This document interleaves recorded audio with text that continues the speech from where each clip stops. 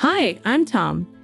I recently got married to someone really important to me, but our journey to this point wasn't easy. I want to tell you about how my wife and I met, starting from the beginning. We both got hired at the same company after college, and we're the same age. Her name's Margaret, but back then, we were just coworkers, and I'd call her Margaret casually. After our orientation, Margaret and I found ourselves working together in the sales department. We both pushed each other to excel, putting in hard work every day. At that time, I had a girlfriend, and things were going smoothly between us. Then one day in late April, my buddy Joe called me up. Joe and I had been friends since high school. Although we went to different colleges, we used to hang out occasionally, just us guys. Joe said, "Hey, I've got a couple of tickets for an amusement park. Want to double date with our girlfriends?" I'd never been on a double date before, so it felt a bit strange, but it sounded like it could be a fun experience. My girlfriend was also keen on the idea, so we agreed to go. During the long weekend, on the date of our double date, we met up at the amusement park. I stepped out of my car and called out to Joe, who waved back enthusiastically, saying, "Hey, long time no see." Despite knowing that we both had girlfriends, we hadn't met them or even knew their names before. Feeling a bit nervous, we introduced our partners, saying, "This is Margaret. Nice to meet you." When I saw the girl getting out of Joe's car, I exclaimed, "Wait, Margaret, is that you, Tom?" We both looked at each other and burst out laughing. It turned out that Joe's girlfriend was none other than my coworker, Margaret. "No way. I knew you were in sales. But Tom and Margaret, you work at the same company." Joe exclaimed in disbelief. It was such a surprising coincidence that all we could do was laugh, enjoying the moment like kids at an amusement park. Later, during lunch, they said they had something to share with me. Joe and Margaret had plans to tie the knot in June, although they hadn't set a specific date yet. They mentioned they wanted to wait until they had saved enough money for the wedding. Finally, on a fortunate day in June, Joe and Margaret exchanged vows. Margaret decided to keep her last name. I heard that since they got married, Margaret has been preparing Joe's lunch every day. I listened to all these romantic tales, but meanwhile, I experienced heartbreak when my girlfriend broke up with me that autumn. Ever since she learned about Joe and Margaret's wedding plans, she had been contemplating our relationship's future. I had been pondering it too, but her words hit me hard. "I can't see a future with you," she said. When I asked if I had done something wrong, her response was vague along the lines of, "It just doesn't feel right. Let's leave the past behind." I tried to accept it, but it was difficult to swallow. Joe and Margaret were there for me when I needed support and encouragement. Despite being newly married, they would invite me over for drinks to cheer me up. The three of us, along with other close friends and coworkers, started spending more time together. I thought this wonderful bond would last forever after Joe and Margaret's wedding. However, as the new year arrived and spring approached, marking our second year at the company, something unexpected happened. One Monday morning, Margaret was missing from work. I began to wonder if she was taking an unusual day off when my phone rang. It was a call from an old high school friend, sounding rushed and serious. Without preamble, he delivered the devastating news. Joe had an accident. I was stunned, unable to comprehend the words. "What? Joe, you must be joking. What do you mean he's gone?" The news hit me like a ton of bricks. The accident had occurred the previous night, leaving me in disbelief. Joe was sitting in the passenger seat of a friend's car when another vehicle, driven by a dozing driver, collided with theirs. Despite being rushed into emergency surgery, Joe tragically passed away in the early hours. I attended his funeral, unable to contain my tears as I mourned the loss of my dear friend. The harsh reality of his absence weighed heavily on me. Margaret initially held her composure but broke down in tears during the service. Unable to bear seeing her in such pain, I covered my face with a handkerchief, trying to mask my own grief. Afterwards, Margaret took a month off from work. When she returned, she had visibly lost weight, a physical manifestation of her grief. She approached my desk to express her gratitude for the emails I had sent during her absence, apologizing for causing any worry. Despite her smile, I could sense that she was still struggling. Margaret confided in me about the difficulty of coping with Joe's loss, especially during the lonely nights.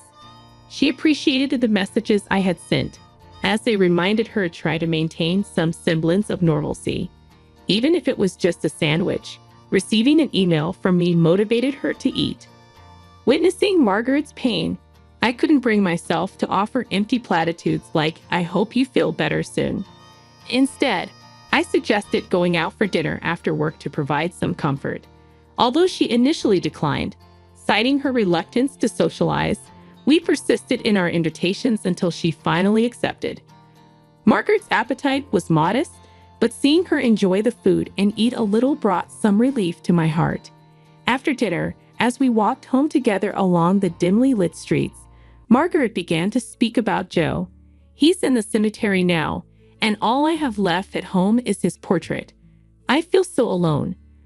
Her tears flowed freely, and all I could offer was my handkerchief and a comforting touch on her back. Her grief over losing Joe was profound, leaving me at a loss for words. "I'm sorry," I murmured softly. "Thank you," Margaret replied amidst her tears, before resuming her walk.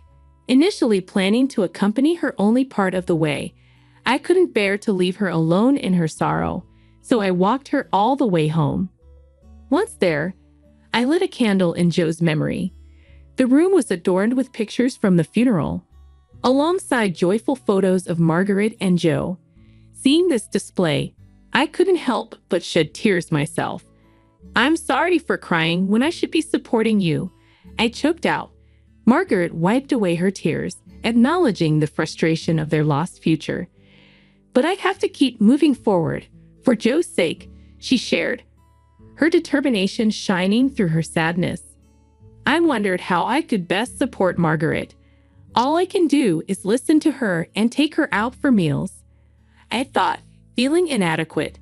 Although Margaret found solace in her work, it was evident that she was putting on a brave front.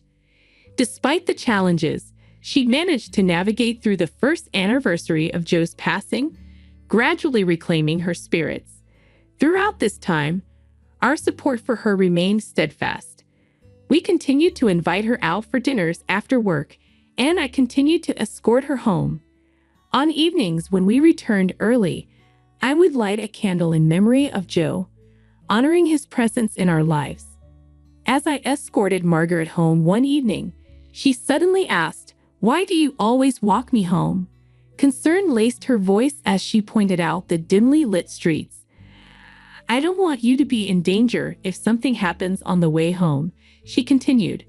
"Besides, if anything were to happen to you, Joe would be furious." She chuckled lightly, trying to ease the seriousness of her words. "I don't mean to meddle, but I feel responsible for protecting you, someone Joe cared about deeply. Otherwise, he might haunt me in my dreams, scolding me for not looking after you." Margaret's gratitude flowed as she thanked me, sharing in the laughter that followed. Time marched on, and before we knew it, we found ourselves marking the third anniversary of Joe's passing. Both Margaret and I threw ourselves into our work with renewed vigor. Despite the long and tiring days, we continued our tradition of unwinding over dinner with coworkers. One day, as we walked together towards Margaret's home, she hesitantly mentioned a small favor she needed. "You see, the light bulbs in my foyer and dressing room have gone out." I attempted to reach the light bulbs by standing on a step stool, but they remained just out of my grasp.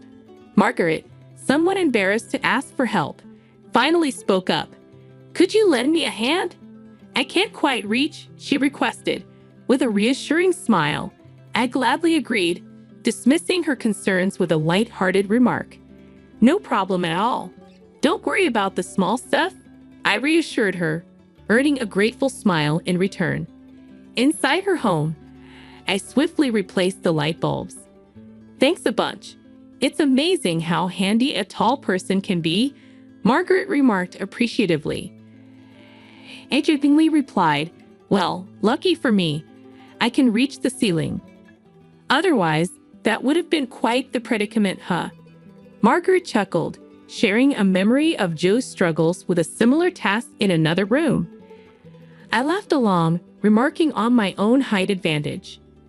As I handed Margaret the folded step stool, our fingers brushed against each other unexpectedly, and our eyes met in a fleeting moment of connection.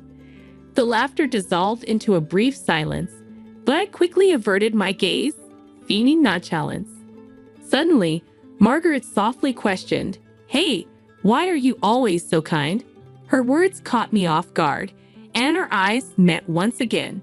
In that instant, my heart skipped a beat, but I remained silent, simply regarding her. "You're always there for me, always caring," Margaret continued slowly, her words stirring something within me. Before I could respond, she added with a hint of playfulness, "You're almost too good to be true. I might start getting ideas." A rush of emotion surged through me, but Margaret quickly dismissed her remark, attributing it to perhaps being a little tipsy. She'd moved to put away the step stool as if nothing had happened. However, I found myself unable to let the moment pass. Before I could second-guess myself, I reached out and enveloped her in a tender hug from behind. A quiet moment passed between us. I could sense Margaret's warmth seeping through my embrace, and suddenly it hit me. The desire to protect Margaret surged within me, transcending the bounds of mere friendship or coworker camaraderie. I realized I was falling for her, yet just as quickly as the realization dawned on me, a vivid image of my dear friend Joe flashed through my mind, causing me to reluctantly loosen my grip on Margaret. "Sorry, I think I might have had a bit too much to drink," I mumbled apologetically, attempting to diffuse the tension. Margaret shook her head, her eyes glistening with unshed tears. As she turned towards me, a solitary tear trickled down her cheek. My gaze drifted to Joe's framed photograph, and without uttering a word, I approached it and lit a silent candle in my heart, silently begging for forgiveness. "See you at work tomorrow," I murmured to Margaret before quietly departing her home. The following day at the office, we went about our tasks as if nothing had transpired. Yet, with every exchanged glance, an unspoken weight hung heavy between us. I suspected Margaret felt it too. This silent dance continued for some time, till one evening, as I escorted Margaret home after dinner with coworkers, an unusual silence enveloped us. Sensing the unspoken words that had been lingering between us, it came to a halt, and Margaret followed suit. Summoning all my courage, I finally voiced my feelings. "Is it wrong if it's me? I want to stand by your side in any capacity," I confessed, my words brimming with sincerity. Margaret met my gaze, and after a pregnant pause, she nodded in acceptance. "Yes," she replied softly, acknowledging my sentiments. But this was not the end of our story. On my day off that week, I made a pilgrimage to a particular place, Joe's graveside. It was important for me to share this news with him right there where he rested. "Joe, I've come to make a promise," I began solemnly. "I vow to make Margaret happy and to care for her just as you would have. Please accept that I'll be by her side. I promise to safeguard her smile, no matter the challenges," I declared, bowing my head respectfully before his resting place. As I closed my eyes in silent reverence, time seemed to slip away. Suddenly, a gentle, warm breeze swept through the cemetery, caressing my skin. It felt like Joe's gentle reply to my pledge.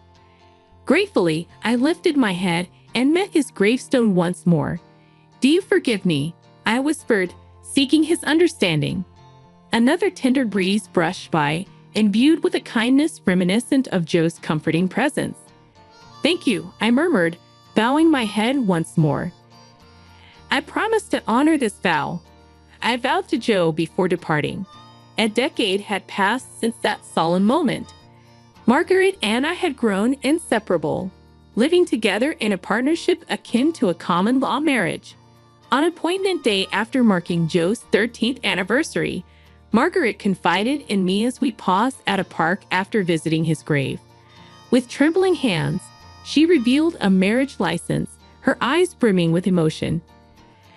I embraced Margaret tightly, assuring her that there was no need for apologies. Remember, we said any form of us is just right. I reminded her, attempting to lighten the mood.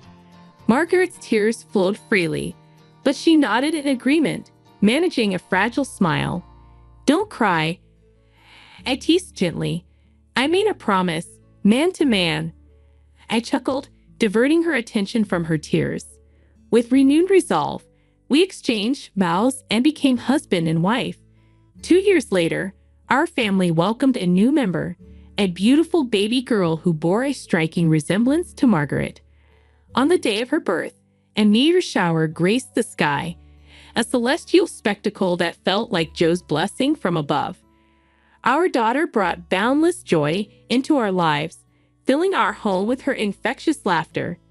As we cherish our family and continue to honor our commitments, we find solace in the belief that Joe watches over us, content to see Margaret's radiant smile.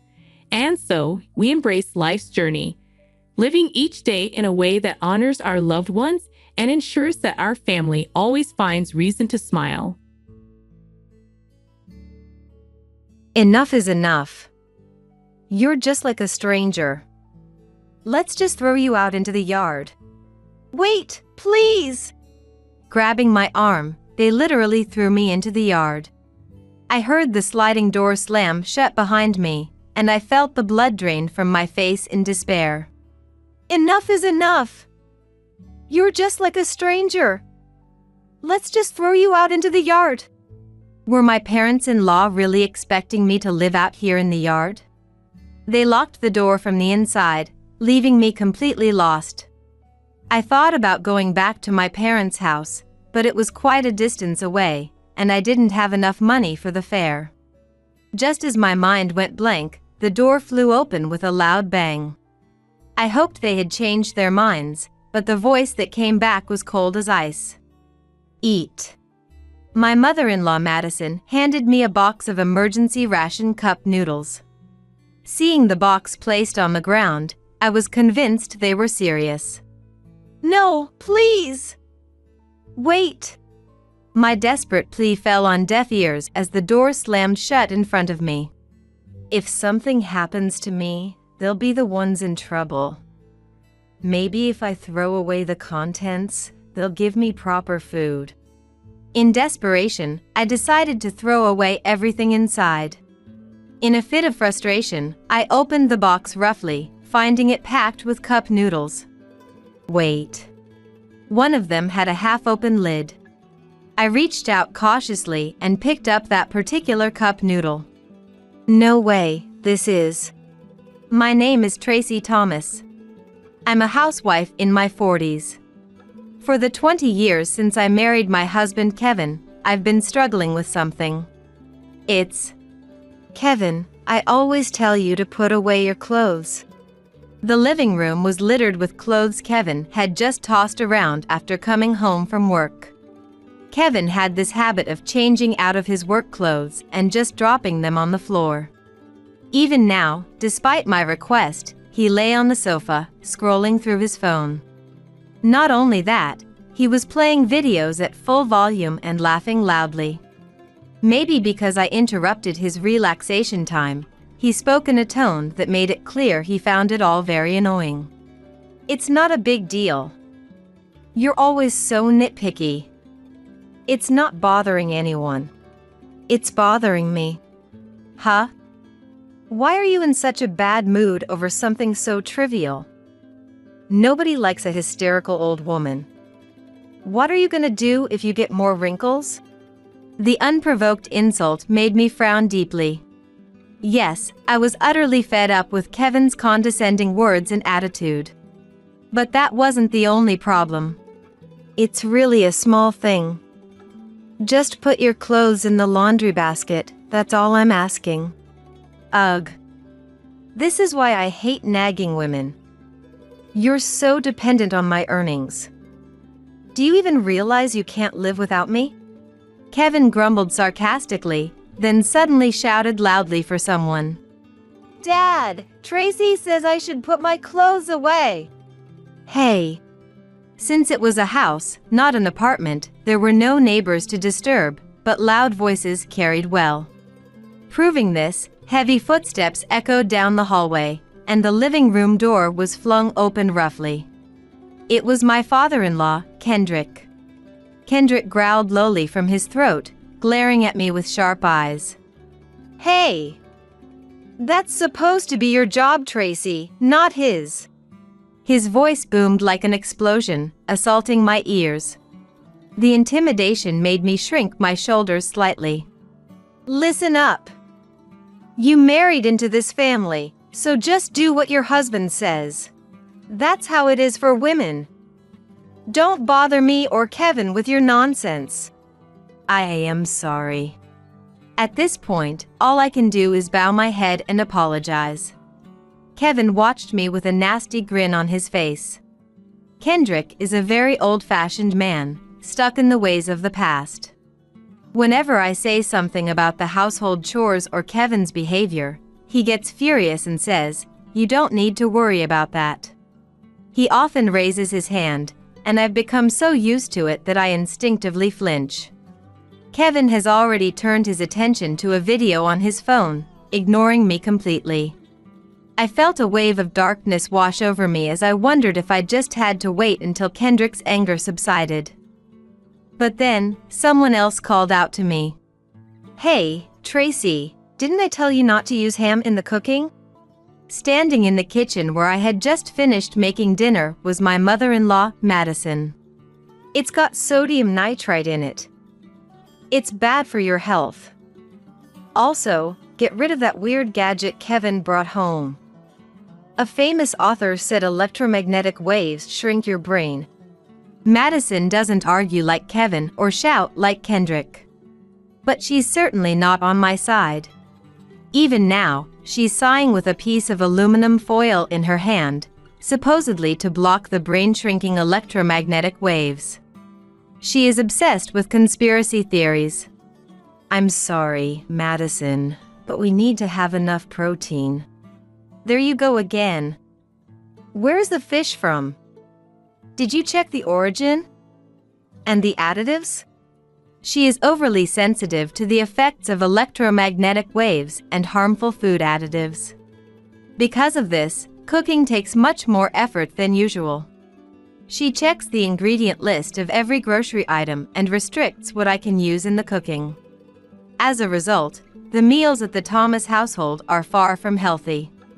I feel a pang of frustration as I think about the wasted ingredients, when she suddenly says, "By the way, Tracy, you mentioned that Kevin eats out a lot. Were you actually jealous of him?" Apparently, Kevin heard her comment. What? Jealous? Kevin, who had been engrossed in his video, turned to us with annoyance. I go out for work. Unlike you, who just does housework. That's not what I meant. You live off my earnings, and you have the nerve to have an attitude?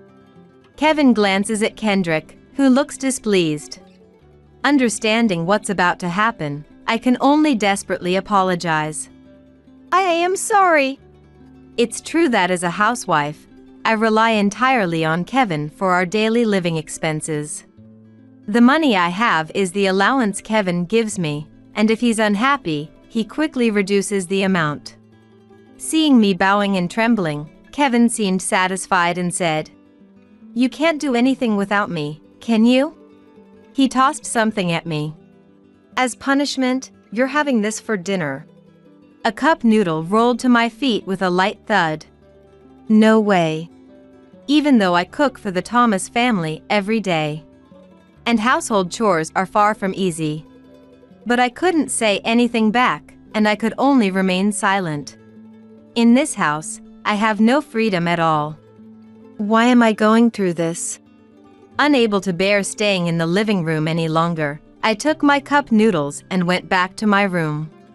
From the living room, the loud TV and Kevin's voice complaining about work could be heard. I boiled water in the kettle, but I had no appetite and I let out a heavy sigh. How can they say such hurtful things? Remembering their unreasonable words depressed me. I just asked them to correct a habit. It wasn't an unreasonable request. The more I thought about it, the darker my feelings became, wondering where I had made the wrong choice. I couldn't move for a while, weighed down by my heavy heart. As bedtime approached, and hunger became unbearable, I reluctantly ate the cup noodles and took a bath in the cold tub. If I caught a cold, I'd have to ask Kevin for money and permission to go to the doctor, so I got out quickly before my body cooled down. I tiptoed down the quiet hallway back to my room, careful not to make any noise, and secretly took out my diary from the drawer. This diary was my record of daily events to someday reveal how I was treated. When I started dating Kevin, he wasn't like this. He cherished our anniversary and birthdays, and I had never seen him speak harshly. I believed he was kind and married him, but the reality was completely different. I feel like I'm treated as something unclean in this house. This is largely influenced by Madison, who is obsessed with conspiracy theories. Unfamiliar with these theories, I was avoided because my past eating habits, which Madison disapproved of, might negatively affect her son. I had to prepare separate meals and never once joined their circle. Yet, I could secretly eat what I liked and write in my diary, which was a relief. I hope I can report this properly someday. I have wanted to seek help many times. But the thought of my parents being harmed prevents me from taking action. I have no money to escape, and even if I tried to get a job, who would hire a woman in her 40s who has been a housewife all her life? At such times, Kevin's words, "You can't live without me," hit home, and I feel tears of helplessness. In the end, unable to find a solution, I curled up in my bed and slept. The next day, there was an unusual commotion outside my room. Wondering what had happened, Kendrick hurriedly opened my door. "Hey, call an ambulance now! Kevin!" He found Kevin not breathing in bed after trying to wake him up, as he was unusually late in getting up. I frantically called an ambulance. Even though he had tormented me for years, I couldn't ignore him in a life-threatening situation. Listening to the paramedics on the phone, I desperately tried CPR, but Kevin did not come back. No way, why? He seemed fine just yesterday, so why did his condition suddenly deteriorate? The sudden event left me in shock, unable to even begin preparations for the funeral after returning from the hospital. The Thomas household was filled with an unusually heavy atmosphere. I did notice he seemed unwell lately. Did he? Kendrick murmured. Even he couldn't muster the energy to yell at me now that his son had passed away. I had no idea Kevin had been feeling so poorly. The only time we had as a family was during meals, which we often had in separate rooms, and while I was doing chores during the day, he was out at work, so we rarely saw each other.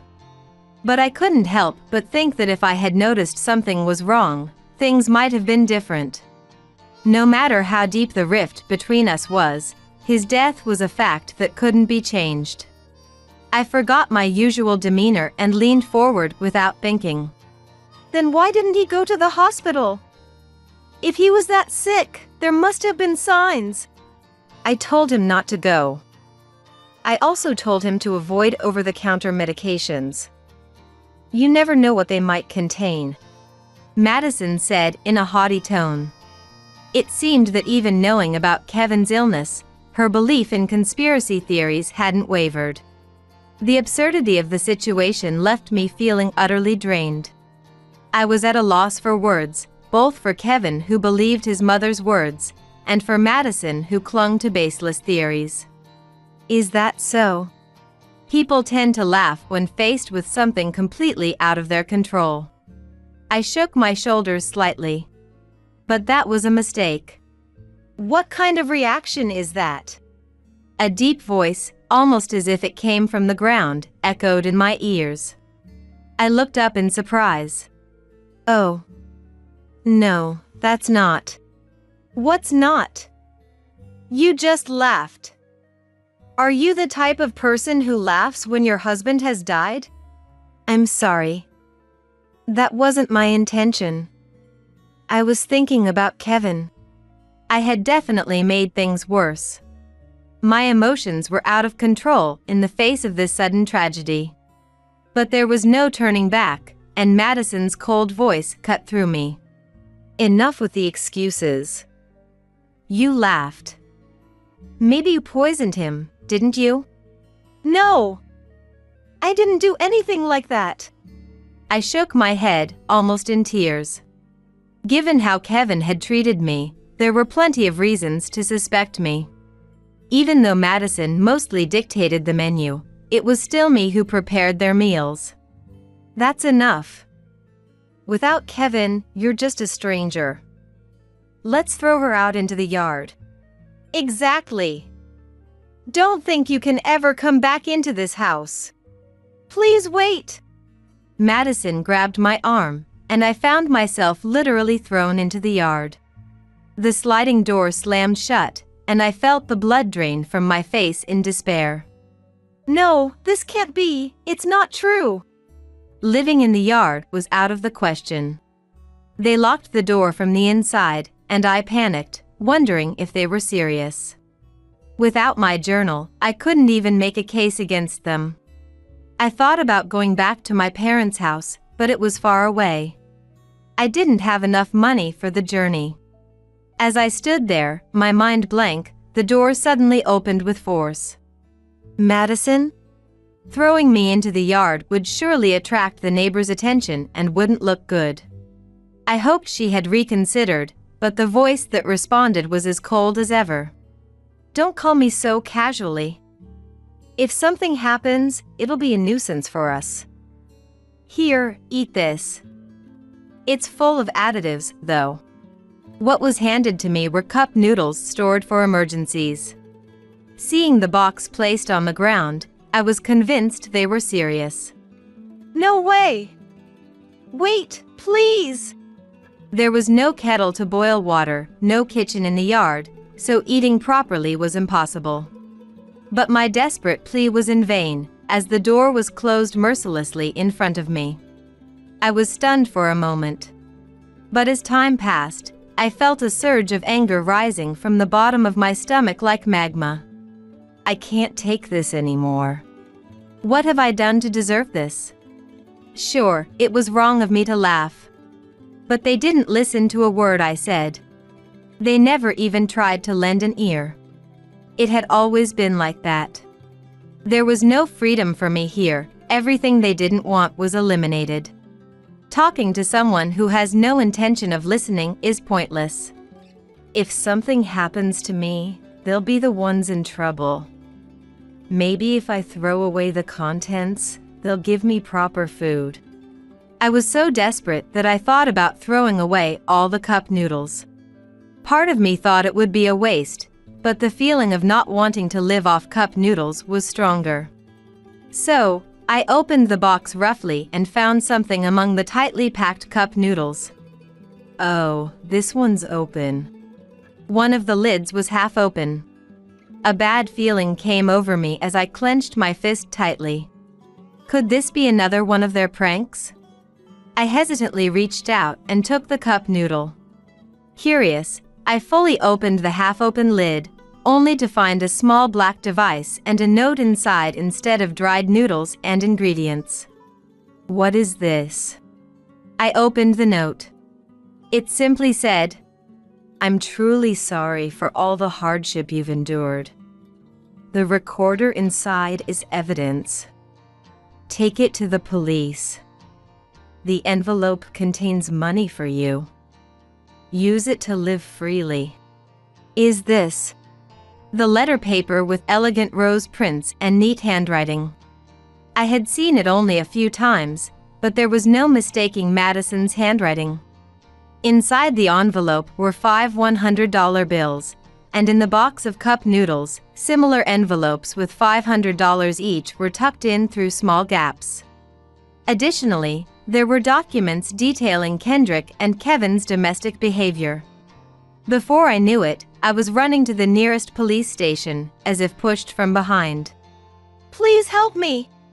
Breathing heavily and without shoes, the police officer responded immediately to my appearance.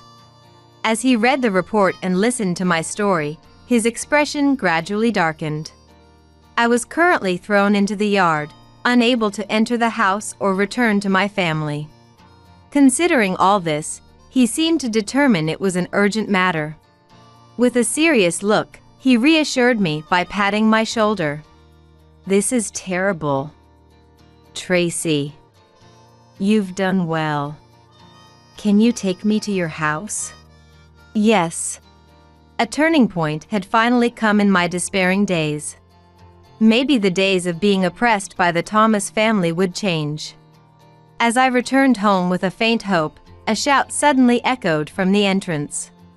"What the hell are you doing?" It was Kendrick's furious voice. Then, a sharp sound echoed, like something being struck hard, and we hurriedly opened the front door. "What's going on?"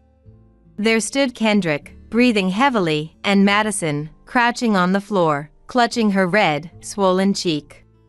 Kendrick was so furious that he didn't even notice the police officer had arrived. It was clear at a glance what had happened. "Madison!" I screamed as I rushed to her. Madison finally lifted her face. And as soon as her vacant eyes caught sight of me and the police officer, she burst out laughing uncontrollably. "Ha ha ha. What's wrong, Madison?" "You. What are you laughing about? Kevin is gone, and now you want a divorce. Are you kidding me?" Between the two of them, there was a crumpled divorce application lying on the floor. Could Madison have handed it to him? Madison had always been obedient to Kendrick, never contradicting him. Seeing her laughing like she had lost her mind, Kendrick raised his hand high. "Stop it." But a quick-moving police officer restrained him, stopping his movement. It was only then that Kendrick seemed to realize the police officer was there. His face went pale, and Madison started laughing in a high-pitched voice again. "Ha ha ha. Seriously, what's wrong, Madison?" Madison's increasingly abnormal behavior left us all frozen, unable to move. I fearfully called out to her. Madison, her cheeks flushed with excitement, spoke with a smile still on her face. "Finally, it's over, Kendrick." "What?" Kendrick, his voice trembling with fear, could barely get the word out. Without giving Kendrick time to process his confusion, Madison continued. "You can't move at all right now, can you? You can't hit me even if you want to, can you? Do you know why? Because that police officer over there has more power than you do. Tracy and I have felt the same way all this time." "What?" "I've been waiting for this day to come." I was too shocked to form coherent words. What Madison had just said was undoubtedly meant for me. Madison suddenly stopped laughing and wiped the expression from her face. "You've always been like this. If something bothers you, you immediately resort to violence. You can't stand it if people don't do exactly what you want. Dialogue is out of the question. You expect those weaker than you to comply, and you take it for granted that others support you. Ever since Kevin was born, you've been violent towards me. You knew I couldn't escape, a housewife estranged from her parents. So I've been planning this day for a long time." Madison's voice was as cold as ice as she glared at Kendrick, explaining her long-laid plans. "At first, I didn't have enough evidence, and there was Kevin to consider. I planned to act when Kevin was independent and we had enough money saved. I never imagined Kevin would get married to Tracy so quickly and start acting just like you. Kevin was more cowardly but cunning, so I pretended to be a crazy conspiracy theorist, feeding you both unhealthy food. Hearing that, I was stunned. Indeed, as a housewife tasked with taking care of my in-laws, I had been preparing meals for the three of us. These meals were always in line with Madison's preferences, avoiding additives and foreign ingredients, which she disliked. They were far from what I would consider healthy meals. Despite this, Madison, who disliked me, always said, "I don't want to eat the same food as you," and had me prepare separate meals for her. So, I cooked and ate what I wanted. If what she said was true, was all of that just an act? If so, had Madison been excluding me from her plans all along? It was a long battle, but in the end, Kevin fell right into my plan. I suppose the daily stress and poor diet finally took their toll on him. Madison's voice softened for a moment as she thought of Kevin. But the next instant, she burst into a maniacal laugh. "But now, Kevin's inheritance can go to Tracy. You and I are off to hell together." Ha ha ha. Kendrick was speechless. He just stared at the laughing Madison with wide eyes. "You always acted like a king in this house. Do you realize how powerless you truly are?" It wasn't just me who suffered. She endured far longer than I did, holding on, waiting for this day to come. She fought through a distorted life, never giving up. "Let's go. You both need to come to the station. We'll discuss this further there." The police officer spoke quietly. Kendrick no longer had the strength to shout in anger. It was as if all the energy that had driven him evaporated. As he was led away by the police, he murmured in a barely audible voice, "I'm sorry." But Madison responded with a tearful, bitter laugh. "What's the point of apologizing now?" And so, we walked silently to the police station. Kendrick admitted to everything recorded on the voice recorder and detailed in the accusation report about the Thomas family's internal affairs. As a result, Kevin's sudden health decline was deemed a planned act, indicating foul play. Naturally, Madison was identified as the perpetrator. After everything was laid out, Madison seemed to shrink, all her malice and triumphant laughter fading away. "Tracy, I'm truly sorry for dragging you into my scheme. Please, don't apologize. You suffered just as much, Madison." "No, it doesn't change the fact that I hurt you repeatedly." I remembered the neat handwriting on the note that came with the instant noodles. Now, I could see it as a reflection of her true nature, thoughtful and meticulous. "It must have been so painful to see the food you carefully prepared thrown away for no reason." "No." I shook my head. It was true that it hurt back then, and I had many nights of tears, but now it felt like a minor thing. It wasn't about forgiveness anymore. We both deserved to be freed from this burden. It's okay now. It's all over. 10 years have passed since then. Today is Madison's birthday. Since that time, I gathered my courage and started working. I was fortunate enough to find a warm and supportive workplace, allowing me to lead an independent life. And today, I put into action my secret plan to save up my salary and take Madison on a little trip. "Look, Madison. The roses are beautiful." Madison, who had been tense and focused on executing this plan for a long time, fell ill right after the events at the Thomas household were resolved. Pushing her wheelchair, which had become essential for her mobility, I walked under an arch where the roses bloomed magnificently. "Yes, they are very beautiful." She seemed to be enjoying this modest trip. After the incident with the Thomas family, I decided to support her. By now, she is a precious member of my family. We care for each other, share words, and sometimes enjoy moments like this together. Madison, I've also prepared a special birthday cake.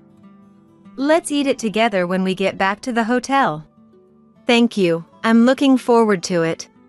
We chatted as we leisurely walked under the roses, explored nearby souvenir shops, and browsed stores aimed at tourists. She seemed to be enjoying herself, so I would say this little trip was a big success. We have gained freedom and follow our hearts, doing what we want to do. As I started humming Happy Birthday to You, I thought about how wonderful it would be if days like this could continue forever. A wife must obey her husband. Do you understand? Don't you dare embarrass me. My husband Patrick pressured me, just for inviting my sister Nicole over to our house. Does he really care that much about appearances? To me, she's my only precious family member left. After losing my parents, she's the only one I can trust, yet I can't seem to relax. It must be because Patrick is there. However, the situation takes a sudden turn. Hey Patrick, why is there, behind you? Nicole asks upon seeing Patrick. Hearing that, Patrick visibly panics. Seeing the situation unfold, I become certain I wasn't wrong. My name is Amanda. I'm a 29-year-old housewife. I met Patrick at the company I worked at a few years ago. Back then, he was in the same department as me and was someone everyone admired. And I too, was one of those people who admired Patrick. So when he confessed his feelings to me, I was surprised. There was Patrick, who received envious looks from our coworkers, and then there was me, just a plain employee. Even so, Patrick had his eyes on me. That made me so happy. I accepted Patrick's confession. We started dating after that, and then got married. I thought if we were considering having children in the future, it would be better to do things sooner rather than later. At Patrick's request, I quit the company I had been working at. I thought it would be too difficult to handle housework while also working. In the future, I'd likely be raising children, and it was clear that it would be hard to secure time for that. Patrick didn't have a low income, so I thought we'd somehow manage. But we were unable to conceive a child as easily as we had hoped. We wanted to have children but weren't seeing results. Perhaps at his wit's end, Patrick told me to go to a fertility clinic. But isn't this the kind of thing couples go to together? I'd feel uneasy going alone, and I want you to come with me, Patrick. These days, it's a given that infertility isn't just caused by women. Above all, I thought getting to the root of the problem was the fastest path to a solution. I'll adjust my schedule, I added, inviting him to go to the fertility clinic with me. But Patrick made a disgusted face at my words. That's no place for a man to go. Can't you just go alone, get the necessary tests done, and be done with it? Don't bother me with this. How can you say something so horrible? It's normal for couples to tackle fertility treatments together. There might be issues with you too, Patrick. When I said that, Patrick, who had been quiet until then, "What did you say?" raised his voice. Startled by his sudden change in demeanor, I sank to the floor. Patrick, with a face full of anger, looked down on me like that. Are you trying to say I'm defective? Don't get cheeky with me, you're my wife. Listen up. It's your fault we can't have a child. You're the one to blame. We can't conceive because you're a good-for-nothing wife. His words were so cruel, I couldn't even shed tears. Consumed solely by fear, I simply repeated I'm sorry over and over until Patrick's anger subsided somewhat. Then I fled to my room as if escaping. Ever since we got married, I became unable to voice my opinions to Patrick. Patrick held outdated views that women should respect men and that wives were their husbands' slaves. He tried to control me. By this point, I no longer had the energy to consider how absurd that was. If I expressed even the slightest disagreement with Patrick, he would yell at me, pressure me, and force me to abandon my own assertions. I never thought about getting a divorce, strangely enough. Looking back, Patrick had become such a terrifying presence to me that I couldn't go against him no matter what. I think I had this fixed idea that I couldn't betray him. If only I had divorced him and escaped from Patrick at that point, I wouldn't have met such a terrible end. Although I underwent infertility tests at the OB/GYN clinic, no abnormalities were found in me. I thought perhaps the issue was with Patrick, but no matter how much I tried to persuade him, he would only say, "There's no way the problem is with me. If there's nothing wrong with you, you'll get pregnant eventually." No matter how much I begged, he wouldn't go get tested. In the end, we never found out why we couldn't have children. My in-laws hadn't started pressuring us for grandchildren yet. But sometimes I'd hear stories about relatives having grandkids and could sense they were indirectly putting pressure on me. "I'm not urging you or anything. But you can't always have children whenever you want. It gets harder if you wait until later to decide you want them after all," my mother-in-law Maria would say, making me feel awful. It's not that I don't want children or anything like that. On the contrary, I love children, and I was determined to raise my own child with care if I had one. But I can't do what I'm unable to do. So each time, I could only force an awkward smile and try to get through the moment. "Amanda is quite the inadequate wife. I'm sure Patrick feels embarrassed because of her," my father-in-law Mark would say, and Patrick would nod in agreement. "You got that right. At home, she's always pressuring me to help with chores or go to the doctor with her. It's embarrassing." Hearing Patrick's words, Maria and Mark would give pitying looks. It's true I asked him to help with housework, but that was when I was in poor health. Patrick happened to have a day off, so I just asked him to bring in the laundry that was hanging outside. But even then, Patrick got furious, yelling, "You're a housewife, but you're making me do chores?" After that, no matter how sick or miserable I felt, I resolved everything on my own somehow. The respectable Patrick had earned the absolute trust of Maria and Mark. So if Patrick said something, it was taken as the complete truth. Inevitably, I became the villain in Maria and Mark's eyes. Going to my in-laws' house made me feel unbearably self-conscious. Despite that, Patrick must have disliked being home alone with me, because he insisted on going to his parents' house every weekend without fail. "Mom and Dad worry about me. I'm their precious son, so if I don't show my face regularly, of course they'll be concerned." With no room to refuse, I was more or less forced to accompany him to my in-laws. My own parents had passed away in a car accident a few years prior, leaving my sister Nicole as my only family. Still, Nicole was my one and only family member, so I wanted to see her. But while Patrick frequently wanted to see his own parents, he detested the idea of me meeting Nicole to an unusual degree. "You're married now. I'm the only one you should be devoted to, along with my parents.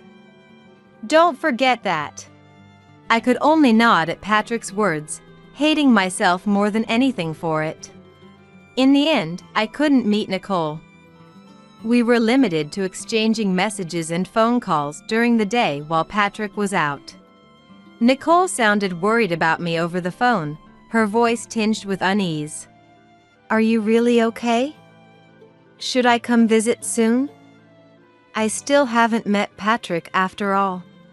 By this point, it was already our 3rd year of marriage, but Nicole and Patrick had never met. Normally, I think the families would meet before the wedding, but Nicole was too busy with work to find the time back then. Nicole did attend our wedding ceremony. But it was such a big wedding with many of our bosses and friends invited that there wasn't much time for personal greetings. We had agreed to do family introductions when our schedules allowed. So while Nicole knew what Patrick looked like, she didn't know what kind of person he was. And the same was true from Patrick's perspective. Your sister must be a nobody. She doesn't even have parents anymore. I bet she'll end up living a lonely life, unable to ever get married.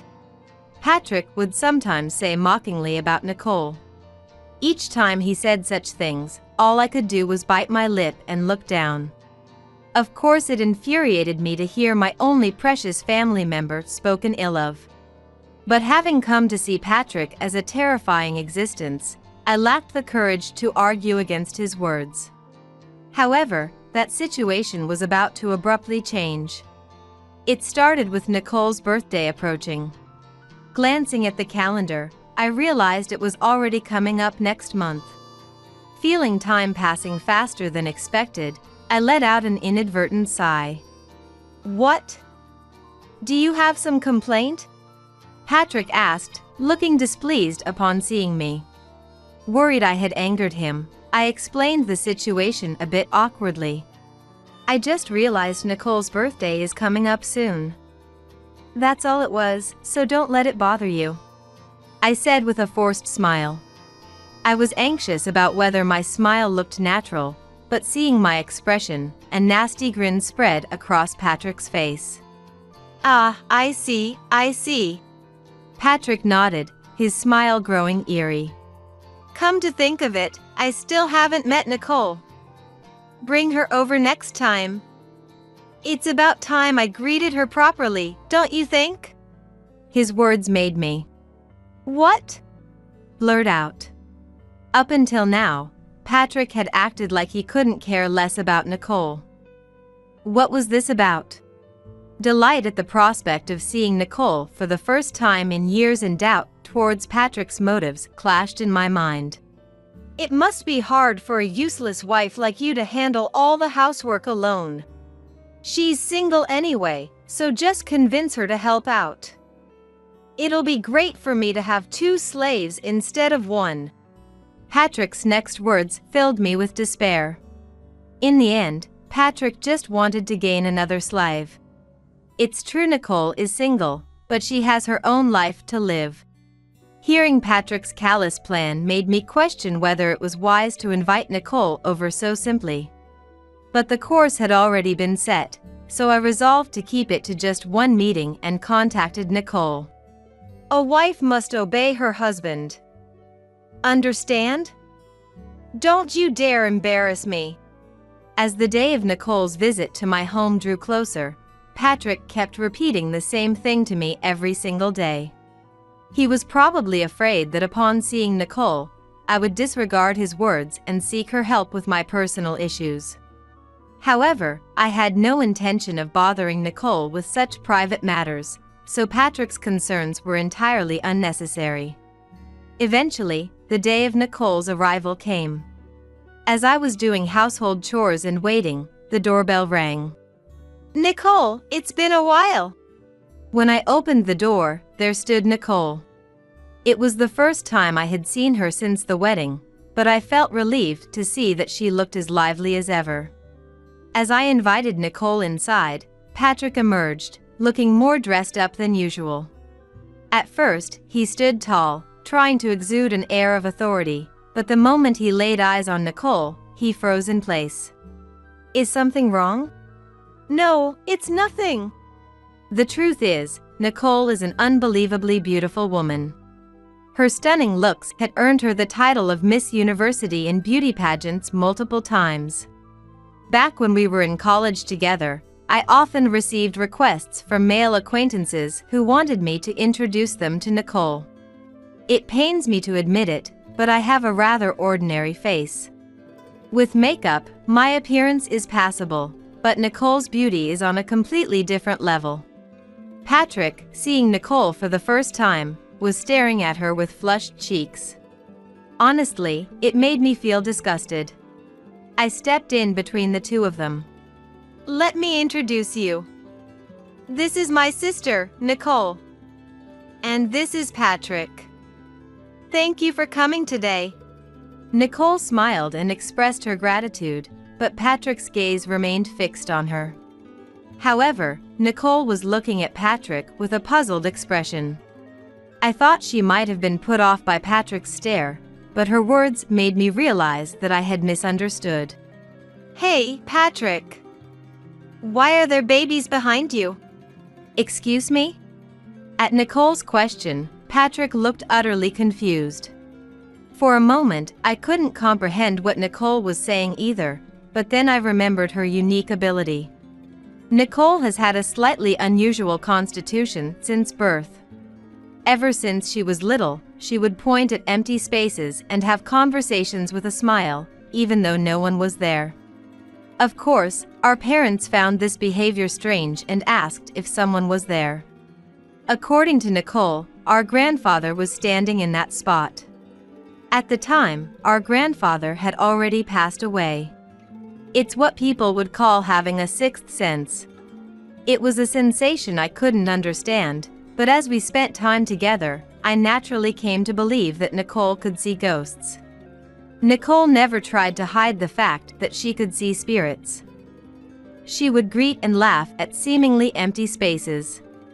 Some people found it creepy, but Nicole didn't let it bother her and continued to live by her own style. Her being unmarried at this age might have something to do with her unique perspective.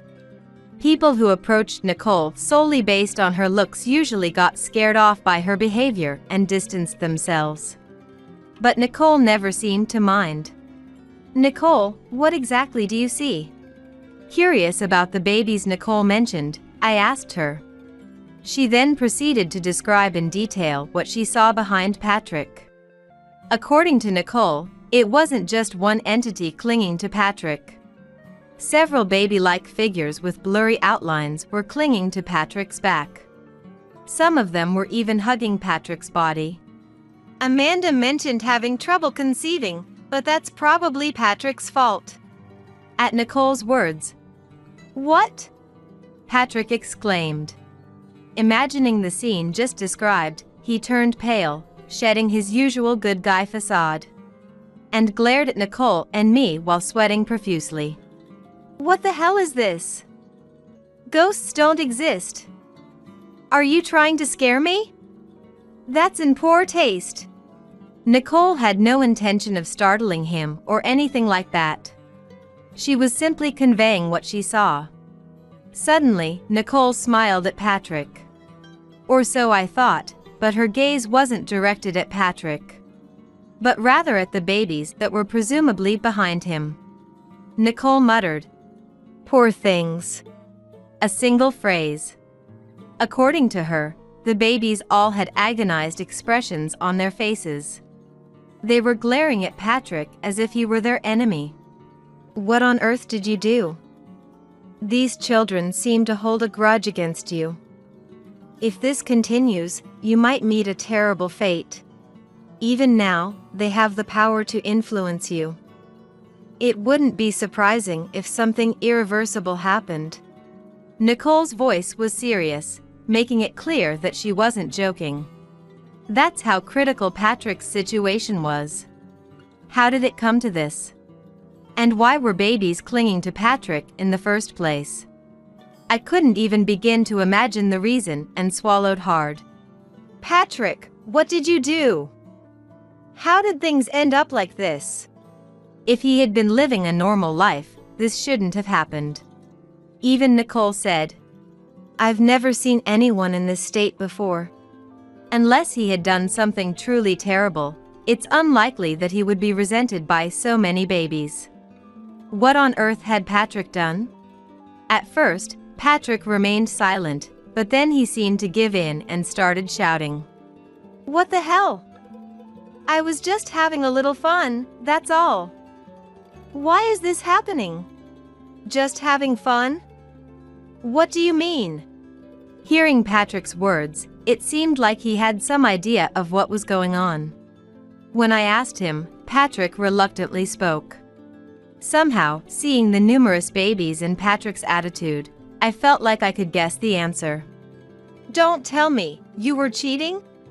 At my words, Patrick vehemently said. No, I wasn't. But his face was covered in sweat, and his expression was pale. I could tell that Patrick's words were a lie. Observing our exchange, Nicole, who had been silent until then, asked, "Can I say something?" She then shared what she had understood in her own way. "These babies are probably Patrick's children. The ones who were meant to be born but couldn't. Those children are clinging to Patrick, wishing they had been born." Hearing her words, I realized that my earlier suspicions had been correct. Patrick had been cheating with multiple women. And it was likely that this continued even after he married me. Whenever a mistress got pregnant, he would have the child aborted, repeating this cycle over and over. As a result, the poor children who couldn't be born were clinging to their father, Patrick, with feelings of resentment. I can't believe it. Although I couldn't get pregnant, I still believed that children should be cherished. And yet, what Patrick and his mistresses had been doing was tantamount to disregarding those children. Putting aside the fact that I couldn't conceive even though I wanted to, I felt a surge of anger at what they had done.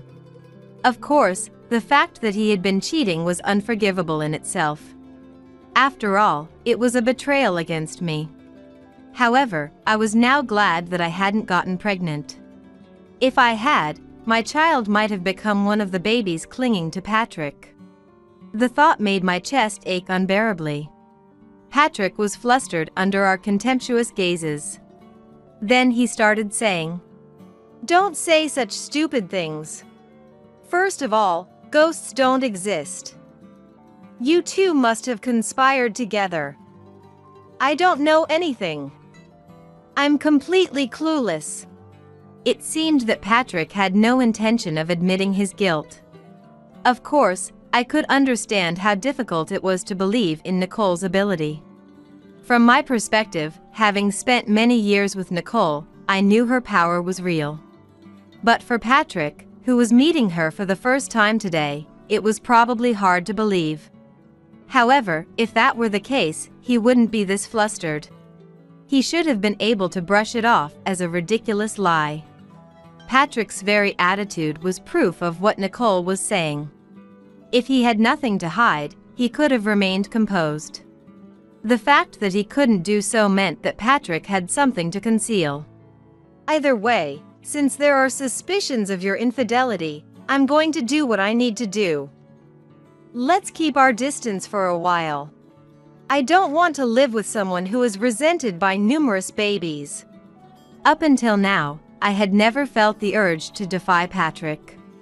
Because in my mind, Patrick was a terrifying existence, someone I shouldn't go against. However, I was different now. Certainly, Patrick was a frightening person. Maybe even more so than I had thought. But hearing Nicole's words, I couldn't help but feel that it was unforgivable. I couldn't continue this married life with someone like him any longer. If that was the case, I thought it would be better to cut ties with him right then and there. At my words, Patrick looked at me with a shocked expression. Why? I thought you loved me. So why are you coming to this conclusion? Surprisingly, Patrick seemed to have mistakenly believed that the reason I wouldn't seek a divorce was that I loved him. What kind of thought process was that? Day after day, I was pressured, given cold stares, and forced to associate with Maria and Mark against my will. And yet, my mind wasn't so messed up that I could still love him despite all that. The love I had felt for Patrick at the beginning of our marriage had only faded over the years. Now, while I still felt intimidated by his frightening presence, I no longer harbored any feelings of affection for him. Don't say such foolish things. There's no way I could possibly love you. Not after being told so many horrible things. Let's get a divorce. I've reached my limit. I have no need to be married to someone like you. I clearly expressed my intentions. I didn't want to waste any more time on Patrick. It was best to quickly sever ties and distance myself from him. Ignoring Patrick's attempts to stop me, I returned to my room. Then, taking only the bare essentials, I immediately went back to the living room. Nicole, who had been quietly watching the exchange between Patrick and me, seemed to have realized what I wanted to do. But she didn't stop me. I'm going to head out now. I'll mail you the divorce papers later, so don't forget to submit them. Hey, wait a minute. Ignoring Patrick's attempts to stop me, I left the house with Nicole. Despite the suddenness of my decision, Nicole smiled at me. For now, let's go to my place. Although Nicole's house was some distance away from the house I had been living in with Patrick, as a housewife, I didn't need to consider the distance to a workplace. So we settled on the arrangement that I would stay at Nicole's place for a while as I looked for a job and a new home. You can stay here forever, you know, Nicole told me, but I knew it wasn't good to rely on her indefinitely. That being said, I had accumulated a lot of loneliness from the years I couldn't see Nicole. So even when I moved to a new place, I was considering finding a home near hers.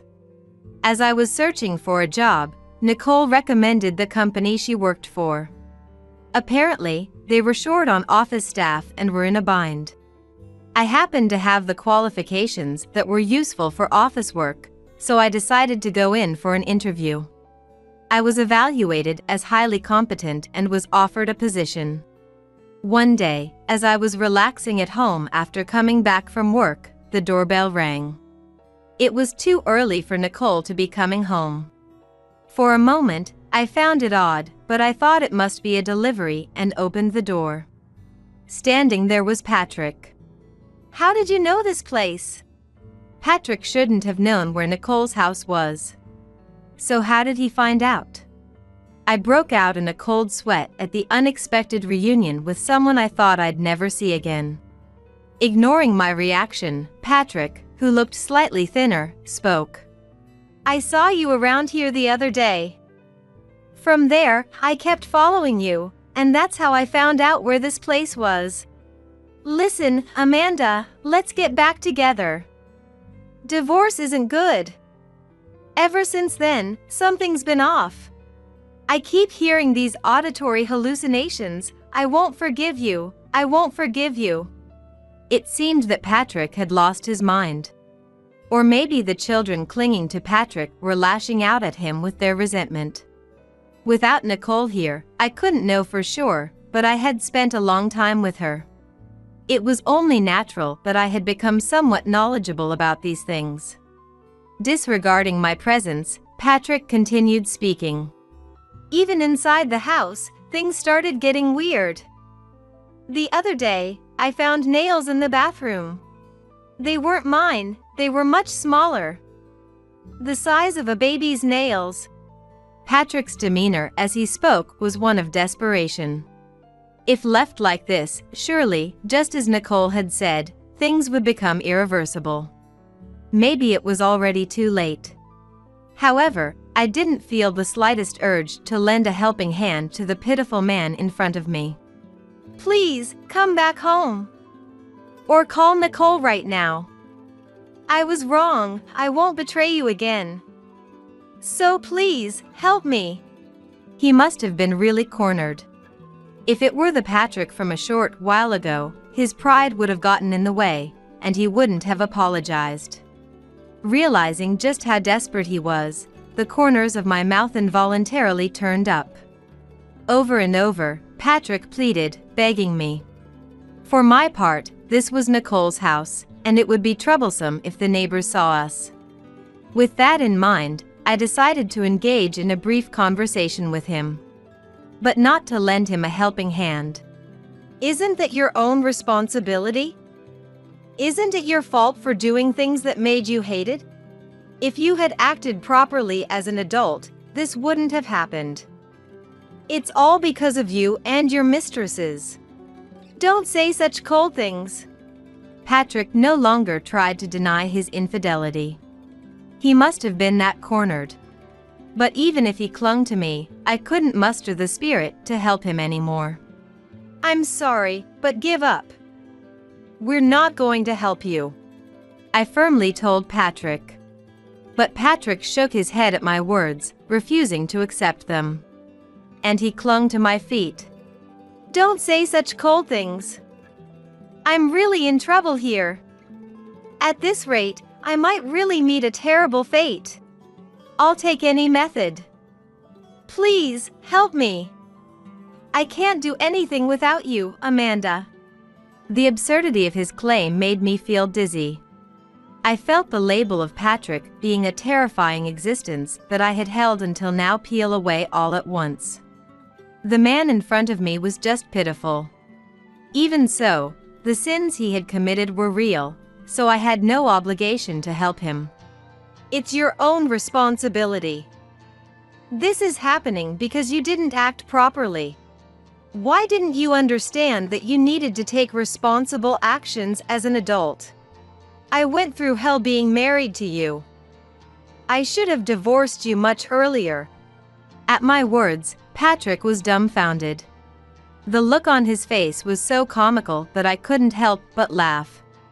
And with a smile, I said, Please leave. If you don't leave right now, I'm calling the police. The police?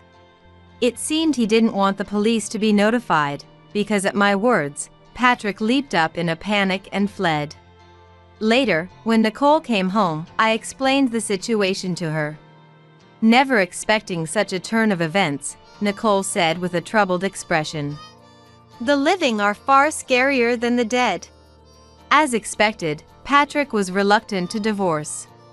Feeling that we were at an impasse, I decided to hire a lawyer. When I told Patrick that if he didn't agree to the divorce, we would go to court. He must have really disliked that prospect because he reluctantly accepted the divorce. It's a ridiculous story, but even in that situation, Patrick didn't stop seeing his mistresses. Perhaps, in his desperate circumstances, that was the only thing he could enjoy. I had hired a private investigator to keep tabs on Patrick's movements, just in case. But I thought it would be difficult to gather evidence after his infidelity had been exposed. So when I received a large number of photographs during the investigation report, I was surprised. In the end, using that evidence, I demanded a settlement for the infidelity from Patrick and several of his mistresses. Most of the mistresses apparently took that opportunity to distance themselves from Patrick. Now completely alone, Patrick is said to be living in fear, cowering at the thought of when things might become irreversible for him. Eventually, he couldn't even do his job properly and was essentially fired. It seems that Mark and Maria didn't have the energy to care for Patrick, who had gone off the deep end. Even though they had called him their precious son before, they didn't feel inclined to take care of him. With no family to turn to, in order to repay the debt he had taken on to pay the settlement, he is somehow managing to live while working part-time jobs. As for me, I was working hard at the company where Nicole was employed. Just the other day, I was recognized for my outstanding performance and received a promotion. I had found a nice place, but because of what had happened with Patrick, I initially planned to move in alone. However, I decided to live together with Nicole. In the midst of not knowing what might happen, I thought it would be better for us to be together rather than me being alone. Our 3-year marriage was, quite frankly, like hell. But I feel like this experience has deepened my bond with Nicole. Happy birthday, Amanda. Even though I had already turned 30, Nicole still celebrated my birthday with those words. I was so overjoyed that I couldn't help but smile. I vowed to cherish Nicole, my only family, from here on out. That's right, I renewed my determination. My name is Luna. I was a 28-year-old who worked in a flower shop located in an office building, creating flower arrangements. My husband, Oliver, was 30, 2 years older than me, and worked as a hairstylist in the same building on the second floor. He was not exactly a celebrity stylist, but he was quite popular. We were celebrating our 3rd year of marriage that year. Apart from the fact that we had been unable to have children, I thought we were doing well as a happy couple. But it seemed I was the only one who thought that way. How did we first meet? Oliver used to frequently buy flowers for his salon from the flower shop on the first floor. Initially wary of Oliver, who was skilled in conversation due to his job, I gradually found it natural to have him by my side. How long was it after we started dating? Oliver invited me to dinner at his parents' house, saying he wanted to introduce me to his family. There, Oliver's brother and his fiancée were also present. I had heard about Oliver's struggles being compared to his excellent younger brother, but his brother was unpretentious and amiable, easy to talk to. Handsome, good-natured, and dependable, his brother had it all. Can't blame the parents for comparing, really. His fiancée, too, was beautiful and seemed quite talented. A stunningly attractive couple. Sitting opposite them, I couldn't help but wonder if I would be compared to his brother's bride-to-be if I married Oliver. During the lively conversation over dinner, Have you guys decided on a date for the wedding ceremony? Oliver asked his brother. Then, we're about to decide. We'd love some suggestions for good venues. The brother and his fiancée replied. Oliver's brother, a promising banker, and his fiancée, working at a securities firm, were both solid professionals. Thinking they would prefer something luxurious, considering they'd invite bosses and work colleagues, I suggested some famous venues where my corporate friends had their weddings. The fiancée searched the venues on her mobile phone, happily engrossed in a page showing a venue with a garden chapel. Then Oliver chimed in. Hey, why don't we do the wedding ceremony together? How about a restaurant wedding? And so he had proposed with a casual tone. It was something I had hoped would happen eventually, but I was shocked by his sudden suggestion, especially since he hadn't yet formally met my parents. Then, from somewhere, I heard a distinct sking noise. I couldn't believe it, but it seemed like the sound came from my BIL's fiancée. She was making an incredibly dissatisfied face and muttering under her breath. BIL's girlfriend might be okay with such a ceremony, but I. Then Lucas, Oliver's brother, exclaimed, Bro, that's a great idea! These kinds of stylish ceremonies are becoming more popular. He seemed genuinely excited about Oliver's suggestion. Being more displeased, the fiancée glared at me more, as if to stop Oliver from saying whatever he wanted.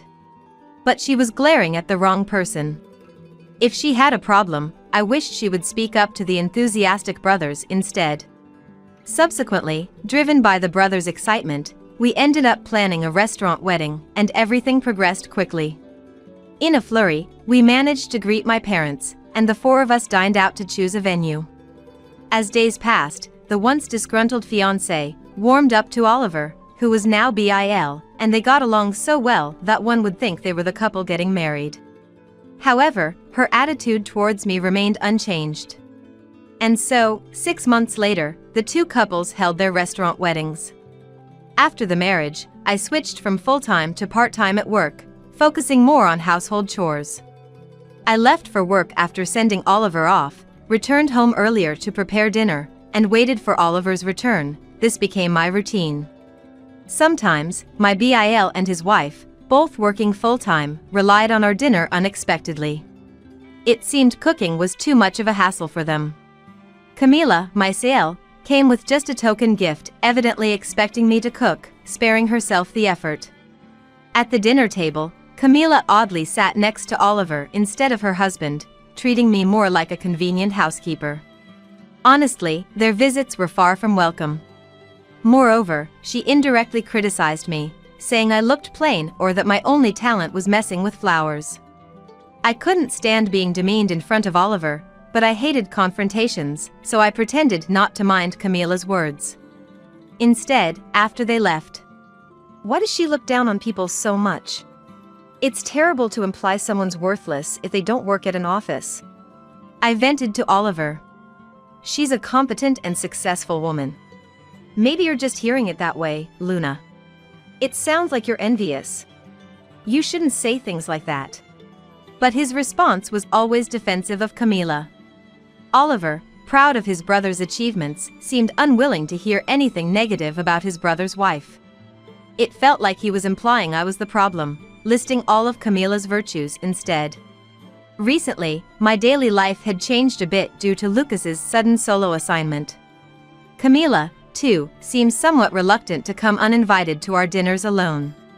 With fewer visits from her, I was free from her snide comments and had been able to spend my days more peacefully. But now, a different worry had surfaced. For some reason, Oliver had been coming home late at night, day after day, leaving me to have dinner and go to bed alone. It was really worrying that he had been returning home after midnight so frequently. I hoped he didn't fall ill. One morning, as Oliver hurriedly got ready for work. "You've been coming home late recently. Are you okay? I'm worried you might wear yourself out," I asked him. Oliver didn't even look at me. No need to worry. It's just a contest. I'm busy preparing for a hair contest," he stammered. I haven't heard anything about a hair contest. Usually, he'd make a big deal about entering a hair contest weeks in advance, but this time, nothing. Isn't that strange? Sensing his haste, I asked, "When is this contest? You didn't mention it before. Did you decide to enter suddenly?" Without turning face to me, he replied, "Yeah, that's right. I overlooked the invitation. I've been busy arranging for a cut model and stuff." He didn't even look at me. Come to think of it, when a contest was near, a really cute cut model used to come to the salon after hours. Is she coming this time too? Is it the same cut model you usually have? I asked nonchalantly. Oliver exaggeratedly replied, "Yeah, that's right. I've been keeping her late. Really, I feel so bad about it." His manner of speaking seemed exaggerated. "What is this? This feels so forced. Doesn't his speech sound unnatural?" Despite my feelings. "Is that really okay? It's dangerous to keep a girl late every day, even if you're short on time." When I looked at Oliver, he seemed determined to avoid eye contact. Glancing at his watch, he said, Look at the time. I'm going to be late." Ignoring my words, he hurried out the door. Did he just run away? That reaction was so unnatural. Am I overthinking this? Could it be something with the cut model, an affair? No, that can't be it. The more I thought about it, the worse my thoughts got. After all, such things are unthinkable, aren't they? It's just my bad habit of overthinking. I need to stop that. It's just the late nights because of the hair contest preparations, that's all. Carrying these troubled thoughts, I got ready and headed to work. When I arrived at the shop, Mason, the manager of the salon where Oliver worked, was there picking out flowers for the salon. It was usually Oliver who picked the flowers, so it was unusual to see Mason here. Mason said he leaves the flower selection to Oliver because he doesn't know much about them. Could it be that Oliver asked Mason to pick the flowers to avoid further questions about this morning's conversation? I decided to probe a little. "Oliver is participating in a hair contest with you, right? Good luck with that," I said to Mason. But Mason looked confused. "Which hair contest? We don't have any such plans," he asked. I also asked about the cut model, but he said they hadn't requested any recently. Apparently, the model was Mason's cousin, who was currently studying abroad. As for the late nights, Mason said that Oliver had been leaving the salon at the regular closing time, so there was no way he had to come home after midnight. It seemed like everything Oliver told me was a lie. So, what had Oliver been doing every night, and with whom? While my suspicion about the cut model was cleared, I still felt uneasy. Stunned and trying to grasp the situation. Should I subtly ask him about it? Mason offered. I thought about accepting Mason's offer, but would Oliver give him a straight answer? I felt like Oliver, being so good at talking, would give vague responses. It seemed more likely that something was going on. I didn't want to give Oliver any chance to concoct an excuse. I had to keep it a secret that I was aware of his lies and probing into the matter. I told Mason that I would handle it myself for now, and asked him to keep our conversation secret, saying I would seek his advice if needed. That night, I decided to wait for Oliver and ask him as if I was oblivious to everything. I doubted he would tell me the truth anyway. Around midnight, Oliver finally came home. While claiming to have been working late, he looked slightly startled when he saw me waiting up. I'm home. I'm exhausted. Finally got the new haircut done, he said, unaware that I knew everything. I wondered what kind of amazing haircut he completed. I asked Oliver, who was trying to mask his nervousness. You must be worn out. Hey, do you mind if I ask something? As I spoke quietly. What's up? What do you want to know? His voice trembled. Are you really working? Are you really preparing for a hair contest? Oliver replied. Well, of course I am. What else would it be? His unease was apparent. He seemed intent on sticking to his lies. In that case. Oh? What about cheating? Yes or no? I asked directly, and his face changed completely. What? Of course I'm not. Oliver began to get defensive. Even the usually eloquent Oliver had no room for jokes. Despite his panic, he tried to weave an escape with desperate excuses. You know, Mason told me. The hair contest is a lie, right? Wouldn't it be better to just come clean? What are you really doing? I cornered him with no escape. Apparently, he had no excuses left and, trembling with clenched fists. Fine. I'll say it. It's an affair. I've fallen in love with someone else, he blurted out. His confession came off as resigned and frustrated.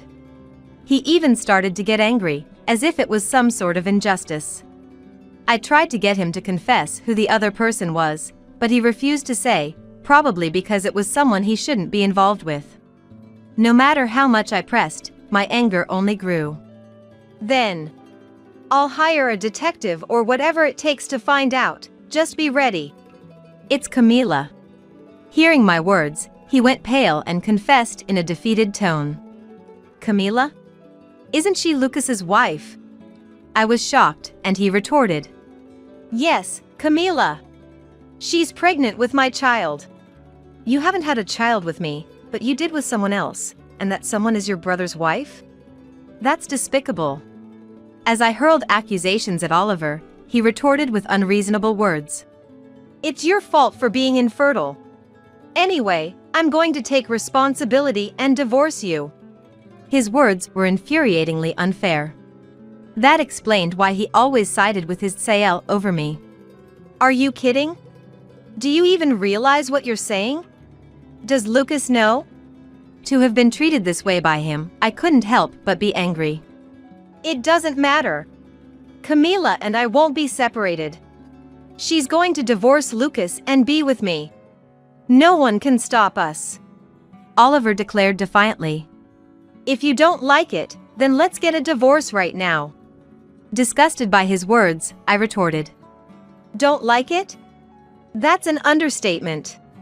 I'll gladly divorce you. I decided then and there to cut ties with this hopeless man.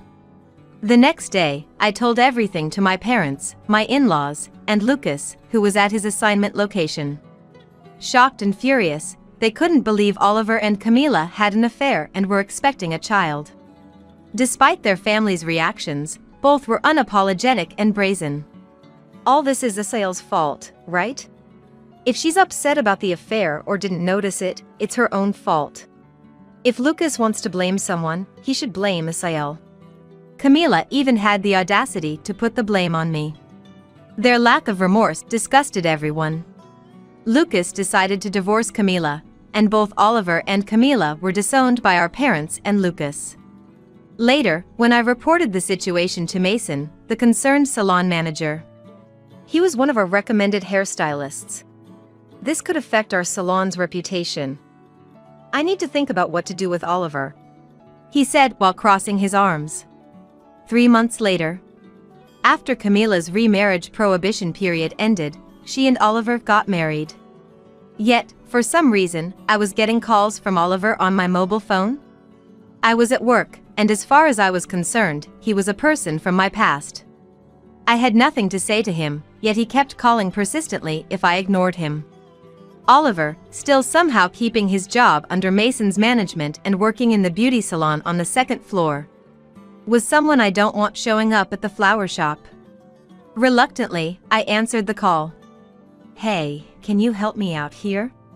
His voice was weak and pitiful, a far cry from his earlier bravado. "Why should I? I have no obligation to help you.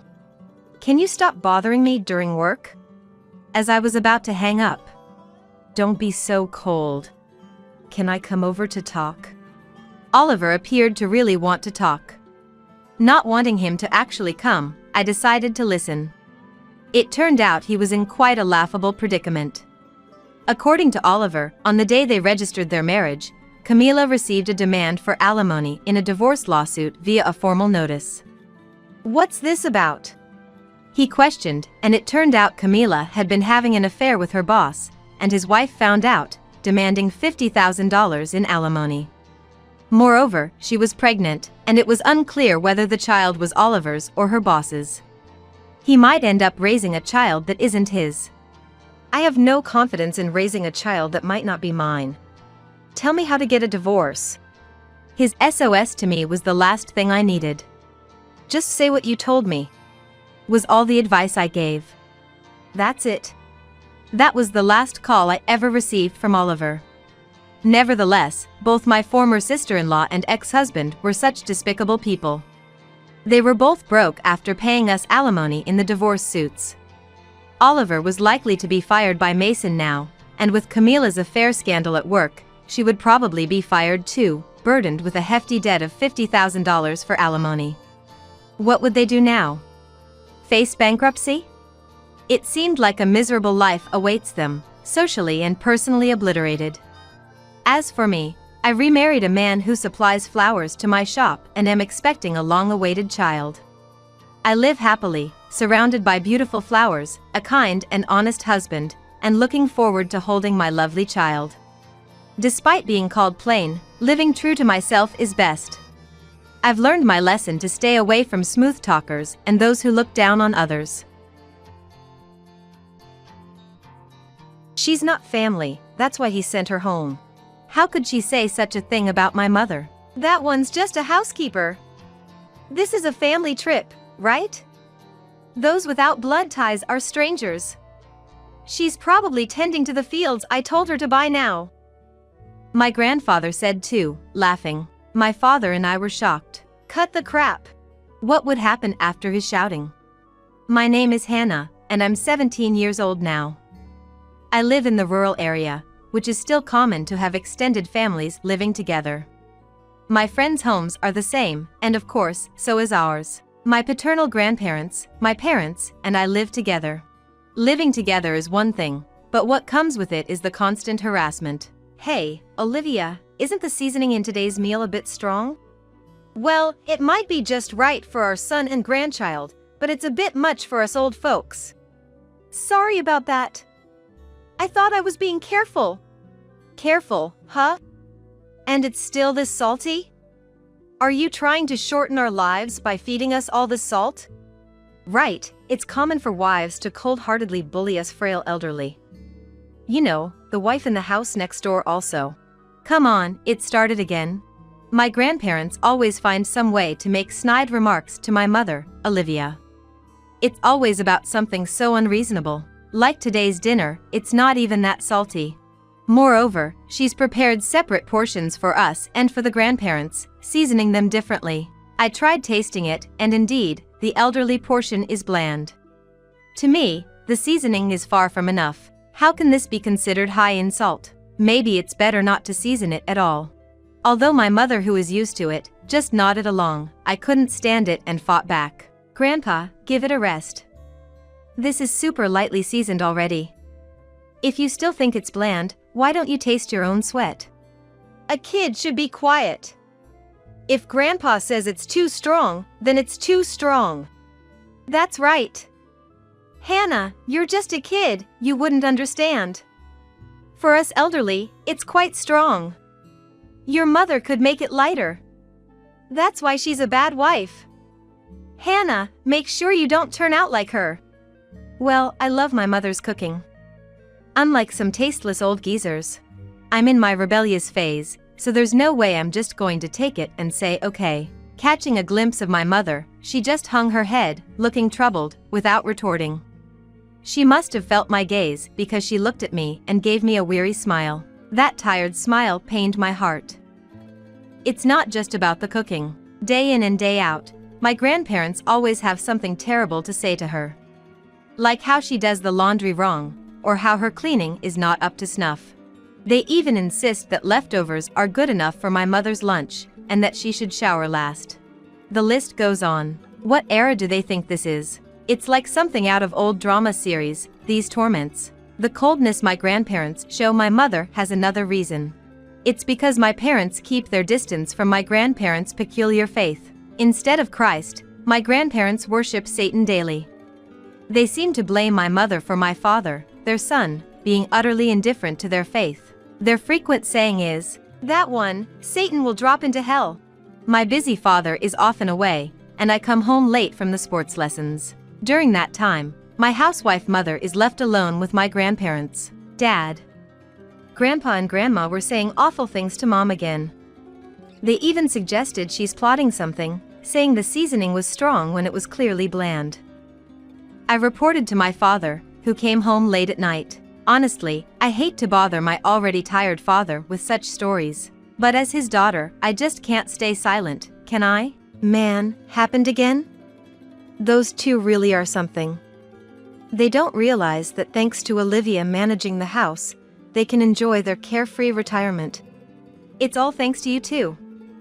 I'm always grateful. Dear, it makes me happy to hear you say that. Hannah, you're such a good girl. No, I'm currently in my rebellious phase. It's just that my rebellion is aimed at my grandparents, so I'm less harsh on my parents. That's how much I dislike, or rather, detest my grandparents. Don't worry about it, Hannah. I'll talk to them. Just keep being on your mom's side, okay?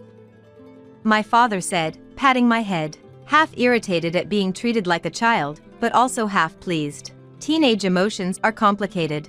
One Sunday, I woke up late and lazily got out of bed, only to find my father arguing with grandmother. Enough already, Mom! My father's shouting voice snapped me to full alertness. Peeking into the living room, I saw my grandmother sitting on the sofa, looking grumpy. My father stood in front of her, and his face beat red with anger. Making her work in the fields on such a cold day, what are you thinking? He shouted. He is a regular office worker, but my grandparents are farmers, true to their rural roots. Though the size of their fields has greatly reduced due to old age. Field work? Is Grandpa doing it? Looking outside, I saw nothing but a white snowy landscape. The fields must be covered in snow. Is there something they're concerned about? When I was just thinking how dangerous it is for the elderly to work in the fields in such cold weather. Oh, I'm starving. What's all this ruckus about? Where's Olivia? Isn't lunch ready yet? My grandfather came in, scratching his belly. Okay, he is here. Wait, that means... Wait, don't tell me Mom's.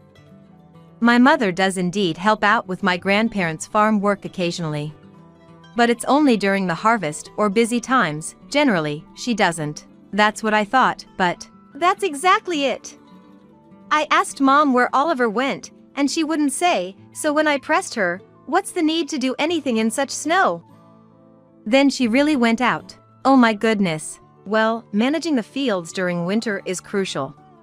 I know that. I'm asking if it's necessary in the snow. Snow repeatedly freezes and melts, messing up the soil. If you don't remove the snow, it'll be trouble in spring. Lies! I remember hearing that when snow covers the ground, it's best to leave it be. You deal with snow before it falls or after the ground thaws.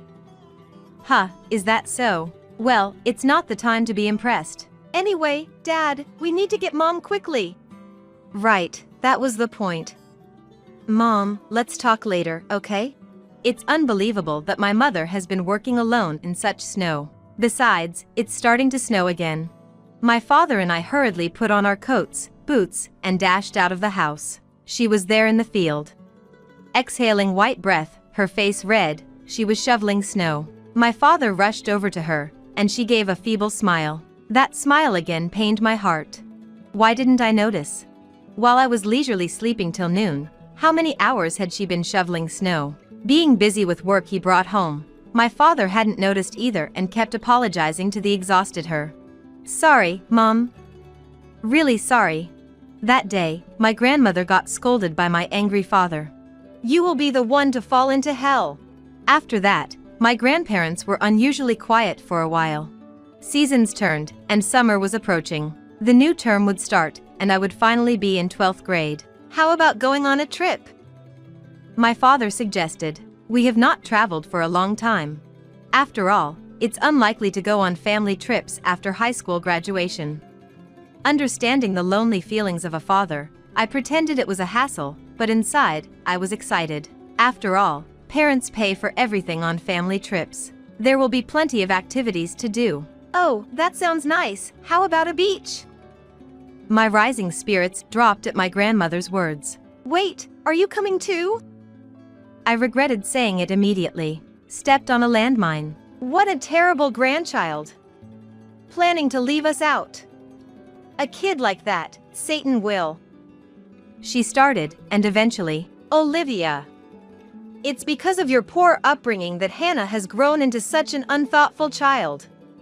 What a useless, no good mother. She began taking it out on my mother. Hey! I might have said something wrong, but it's not fair to blame Mom for that.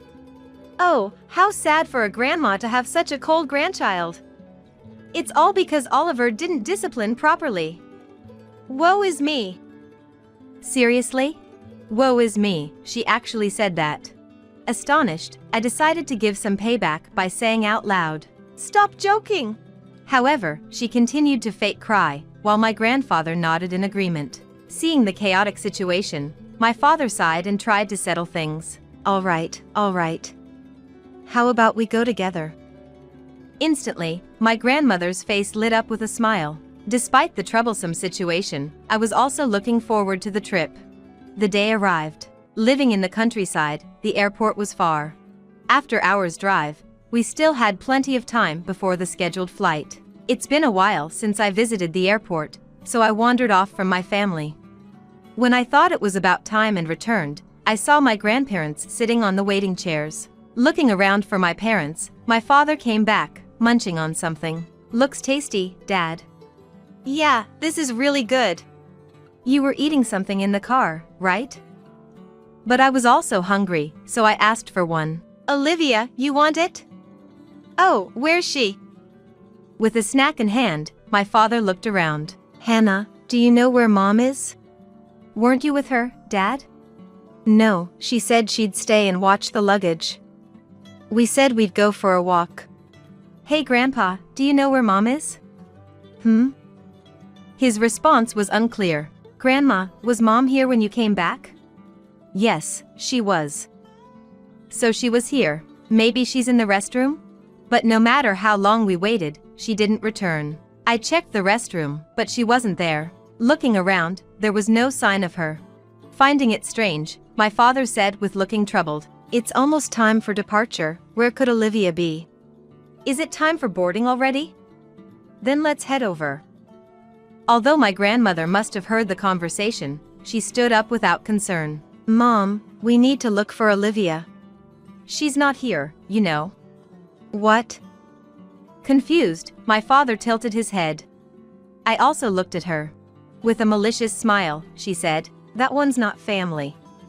That's why I sent her home. What the hell?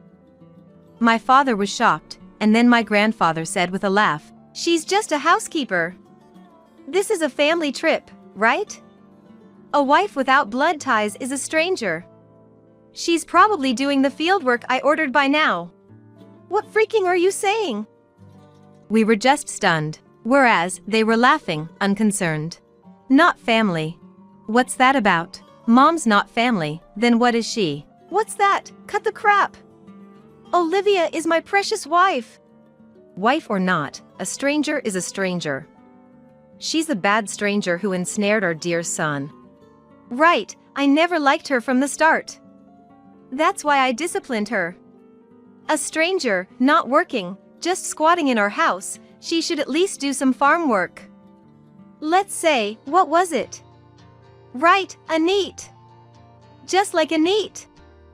They were chuckling with a vulgar laugh. I was so furious, and my vision turned red.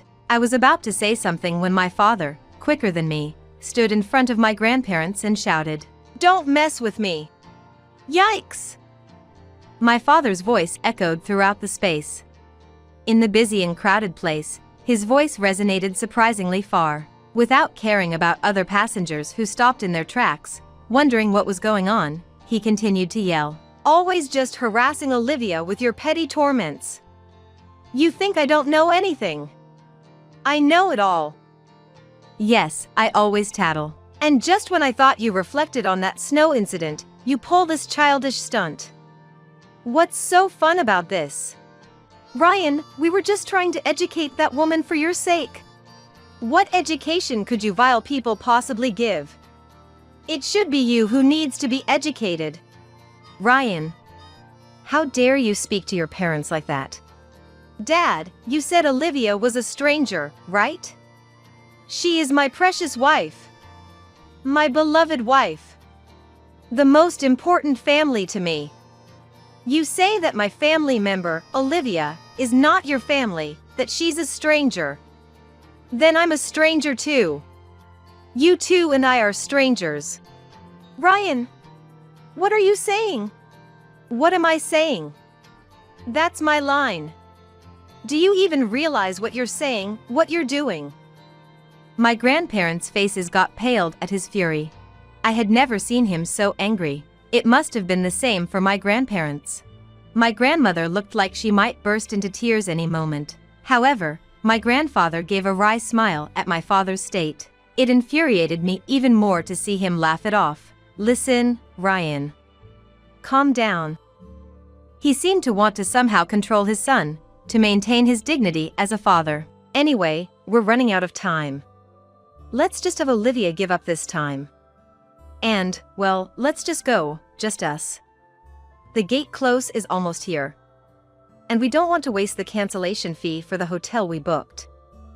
What? Wait, what is he even saying? Expecting Mom to give up this time? Whose fault does he think this is? Whose fault do you think this is? My inner thoughts and my father's shout coincidentally overlapped. My grandfather let out a startled yelp. "That's enough. If you want to go, then just go on your own." "No, you guys were supposed to come too." "Oh, I'm not family either, so it's fine." "Hannah."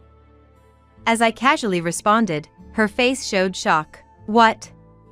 Did she think I would go along with them? As a daughter of a non-family mother, I am not family either. "No way. You're family. You have a blood connection." My bond with my mother is stronger. At a loss for words, my grandparents could only snort in response. I turned to my father. "Let's go home, Dad. Mom is waiting." "Yeah, that's right. I'll call her soon after." "Okay, let's do that." Carrying our bags, we headed for the exit, followed by my flustered grandmother. "Hey, wait! What about us? What's going to happen to our trip?" "That's not our problem. Go on your own. And preferably, don't come back." "What about the money?" "If you want to go, pay for it yourselves." "No way!" Her voice echoed around us. My grandfather stood dumbfounded. Leaving them behind, we headed home, where my mother was waiting. She was seemingly happy, perhaps because we had called from the car, but I didn't miss it. Her eyes were red. There were traces of tears. Those two, I'll never forgive them. "Hey, Dad, I've been thinking." "That's a coincidence, so have I." While hugging my mother, I spoke to my father, and sensed him nodding in agreement. That night, my grandparents, having few money for the trip, returned home huffing and puffing. They could have taken a taxi by promising to pay upon arrival or borrowed money from a police station near the station to take the bus. But they didn't even know or understand such things. That's just like them. I guess it served as a good punishment. At first, they were extremely apologetic, but in front of my mother, they began to grow bolder again. We did nothing wrong. That woman is to blame. But my father had enough. That's it. We're finding a new house and moving out. We're cutting ties. I don't care about your old age. He made an unexpected declaration. My grandparents were pale, but his determination didn't waver. He temporarily moved my mother and me to a hotel and hurried to find a new house. He found a good property convenient for his commute and my school. Dad, you are so reliable. Then, on moving day, please, we apologize for everything up to now. Don't abandon us. My grandmother was begging, crying. What are we supposed to do if you two leave us? My grandfather was nearly in tears. I don't care. With a dismissive tone, my father left the grandparents in despair. Olivia, please. We're sorry for everything. We won't do it again. We'll recognize you as family. So let's go back to how things were, okay? Astonishingly, to whom Grandma pleaded was my mother. After all the terrible things they've done, how conveniently self-serving. Feeling disgusted, I saw my mother take my grandmother's hand. With a bright smile on my mother's face, just as her face lit up in response, my mother said, "Judgment from the grand white throne." Huh? Satan sees all the anger in this world. What are you talking about?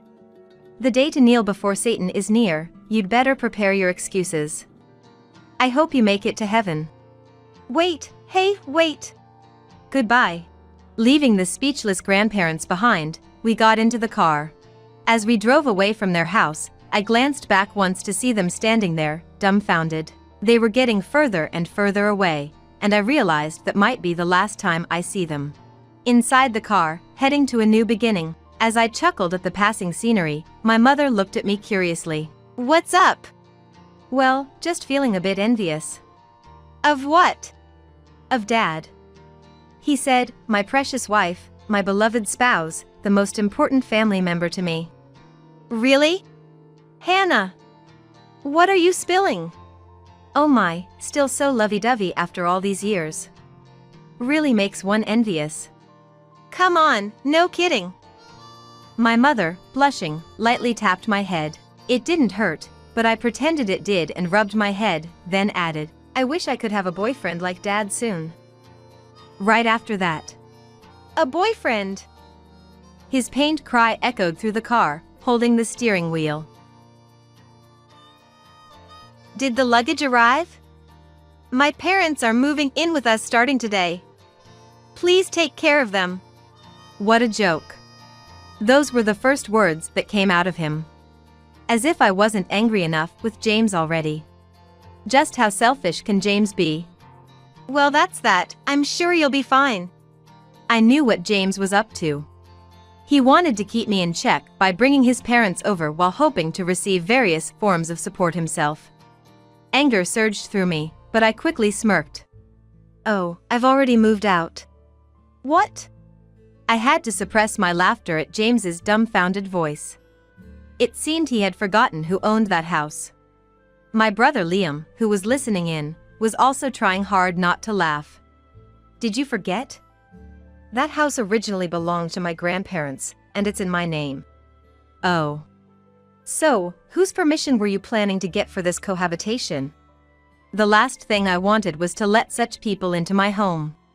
Natalie, who enjoys harassing me, and Joseph, who does what he pleases to his grandson without caring about his feelings. And so I continued. Did you think I didn't know anything? You'll pay the price for this. My name is Layla. I'm a 32-year-old working mother on parental leave. I have a husband, James, and a 1-year-old son, Oliver. Oliver has recently started walking on his own, so he requires constant attention. Yet, his toddling around is incredibly endearing, and it's comforting when he calls me with his small mouth. Oliver really loves his mom, huh? I met James, the father of our son Oliver, through work. My family runs a traditional bakery. Every day, we bake delicious bread, and with smiles, we sell it alongside my parents and brother. Excuse me, miss. Could I have your name and contact details? One day, James, a regular customer, approached me. Seeing James blush as he asked me out, I found him endearing, and we started dating. Your cooking is delicious. Is it? Thank you. Yeah. So, will you continue to cook for me? By my side. And so, we got married without any issues. My parents were overjoyed by our marriage, but my younger brother Liam always seemed to be looking on with skepticism. But he didn't particularly object, so I believe he's happy for us. Liam says he will take over the shop because living with us would just wear James out. So with my father's suggestion, the three of us are living in my deceased grandparents' house. We plan to watch Oliver grow up together here. One day, I took Oliver shopping with me. Oliver was holding my hand and toddling as hard as he could. Oh, Oliver! We came together. Now, say hello to your grandma. Oh my God, Oliver! When we bought bread at my parents' bakery, the regulars and my parents greeted Oliver with smiles. Oliver, unafraid of strangers, was always smiling. Since our house and the bakery are about an hour's drive apart, we visit my parents' home about once a month. And when Oliver and I, in high spirits, returned home. What? Don't tell me! The entrance door was unlocked. And there, familiar shoes greeted us. And, as expected, I sighed. Natalie, we did ask you to call ahead before coming, didn't we? Finally back, are you? Where on earth have you been? Ignoring my words, my mother-in-law laid there, watching TV. She probably entered using the spare key James had given her. I sighed again at Natalie, who never listens, no matter how many times I tell her. Come on, don't dawdle. Get on with the chores. I'll take care of Oliver. Saying so, she grabbed Oliver from me, telling me to clean up the mess from the snacks she had eaten. I wish she'd clean up after herself and not touch my son with her crumb-covered hands. But if I tell her so, it would result in her complaining, as if I'm dirty, and to Oliver, she would exaggerate and say, "What a scary mommy." Excuse me, Natalie. Please don't say weird things to Oliver. I retorted to Natalie and took sleepy Oliver to his room. Then, enduring Natalie's sarcastic remarks, I continued with the chores. Honestly, I wish I could just ignore Natalie, but if I take my eyes off her for even a moment, she would try to take Oliver and leave. You're such a bore. I'll be leaving now. Saying so, Natalie left. Which was a relief for me, so I saw her out with a smile. Natalie can be such a handful. Muttering to myself, I finished the chores I had left midway. I understand Natalie wants to see Oliver, her only grandchild. But I really wish she would stop coming to our house every day, using the spare key to let herself in. Hey, could you please take the spare key away from Natalie? What? Why? After James came home, I talked to him about Natalie. James looked troubled even after hearing me out. I glared at James. If you don't take the spare key from Natalie, I'll change the locks. And I won't give you a key this time. Okay, all right. I'll take the spare key from Mom. Are you happy?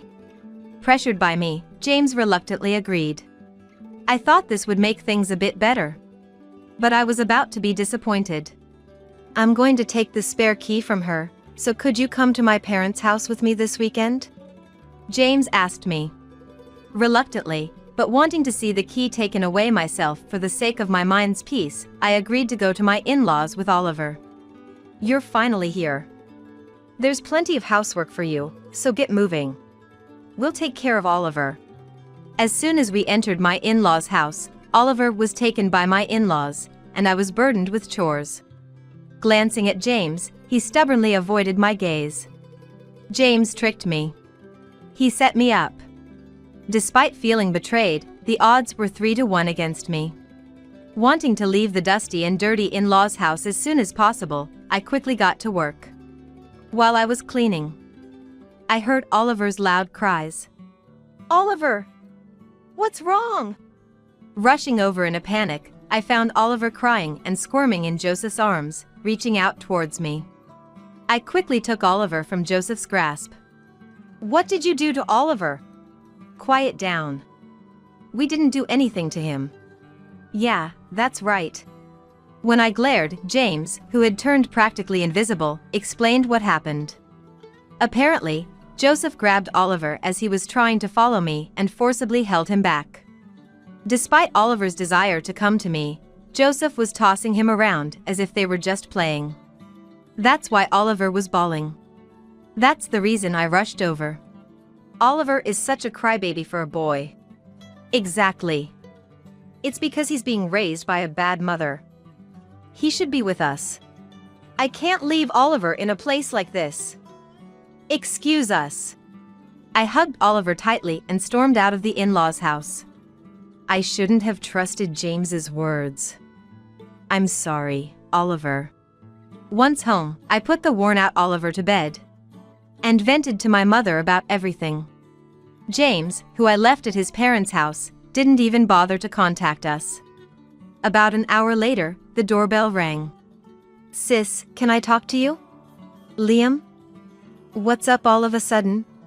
Mom said to check on you. I brought this as a gift. There stood Liam, holding a loaf of bread from our family bakery. He offered to do the housework for me, saying I must be tired, and cheerfully took care of Oliver when he woke up, brightening both our moods. You're a lifesaver, Liam.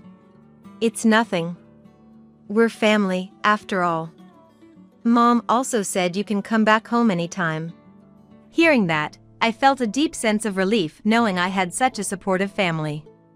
James returned a few hours after Liam left. He had the nerve to come back after eating at his parents' house. I've been hurt by all of this, and Oliver too. I'm really sorry. But it's not like my parents meant any harm. Oliver was crying. He would show signs of remorse when I got angry. But it didn't seem sincere, and I couldn't trust him anymore. I was even starting to think about divorce. James, wake up. James? When I woke up in the morning, James was nowhere to be found. Instead, there was a note left behind. I'm heading to Los Angeles for a business trip starting today. Such things should be said in person. Well, it's less irritating without him here.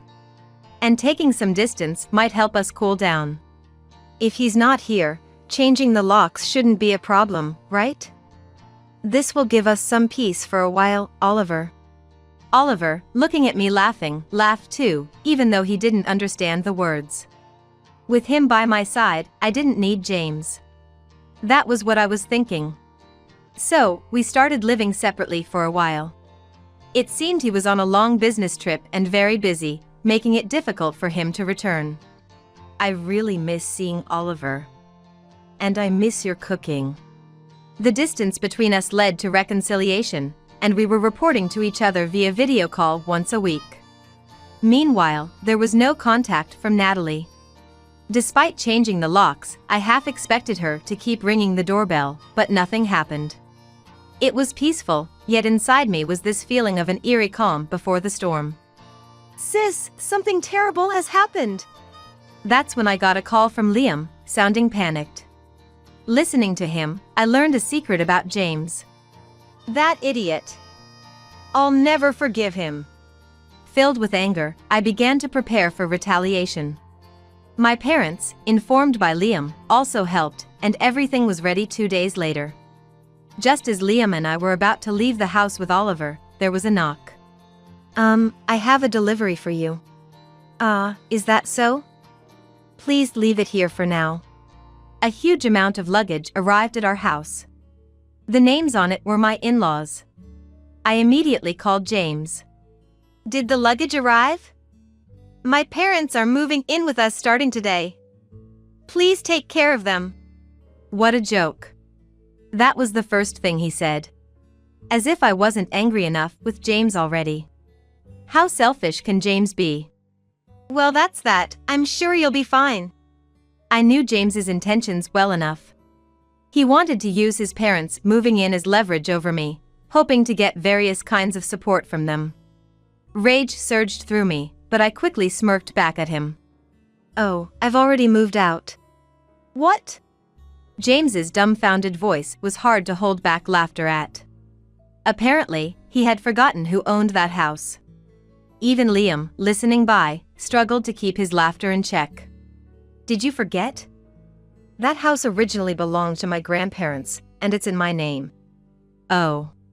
So, whose permission were you planning to get for this cohabitation? The idea of letting those people into my home was out of the question.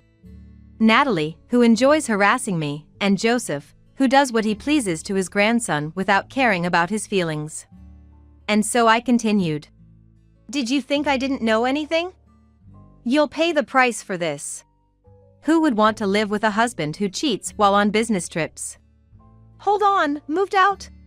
Exactly as I said. I've already sold the house. What?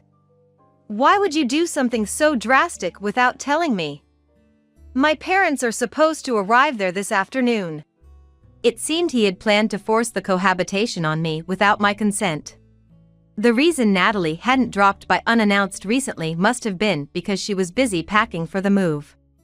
I can only imagine how tough it must have been to clear out the cluttered in-laws' house. But that was none of my business. That's not my problem. Don't you dare joke with me. You're the one joking, aren't you?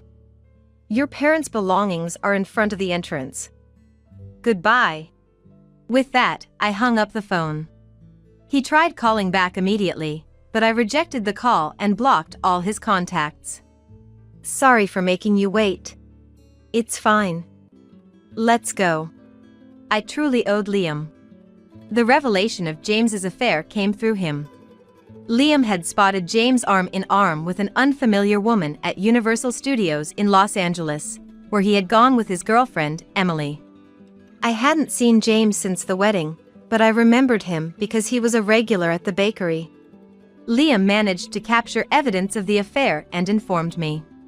Then, with my parents' help, I quickly started making arrangements. Among the bakery's regulars was a private investigator who gathered further evidence. Through connections, a lawyer was introduced to me. A real estate friend of my father's quickly took action regarding the house. The house was renovated before you two moved in, making it very appealing. It's close to a school and within walking distance to a train station. So, it will sell high and it would be easy to find a buyer. True to his word, the house was sold quickly. And today was supposed to be the closing day, but instead, a massive amount of in-laws' belongings arrived. Welcome back, Layla. And you too, Oliver. Both of you, welcome home. You must be tired.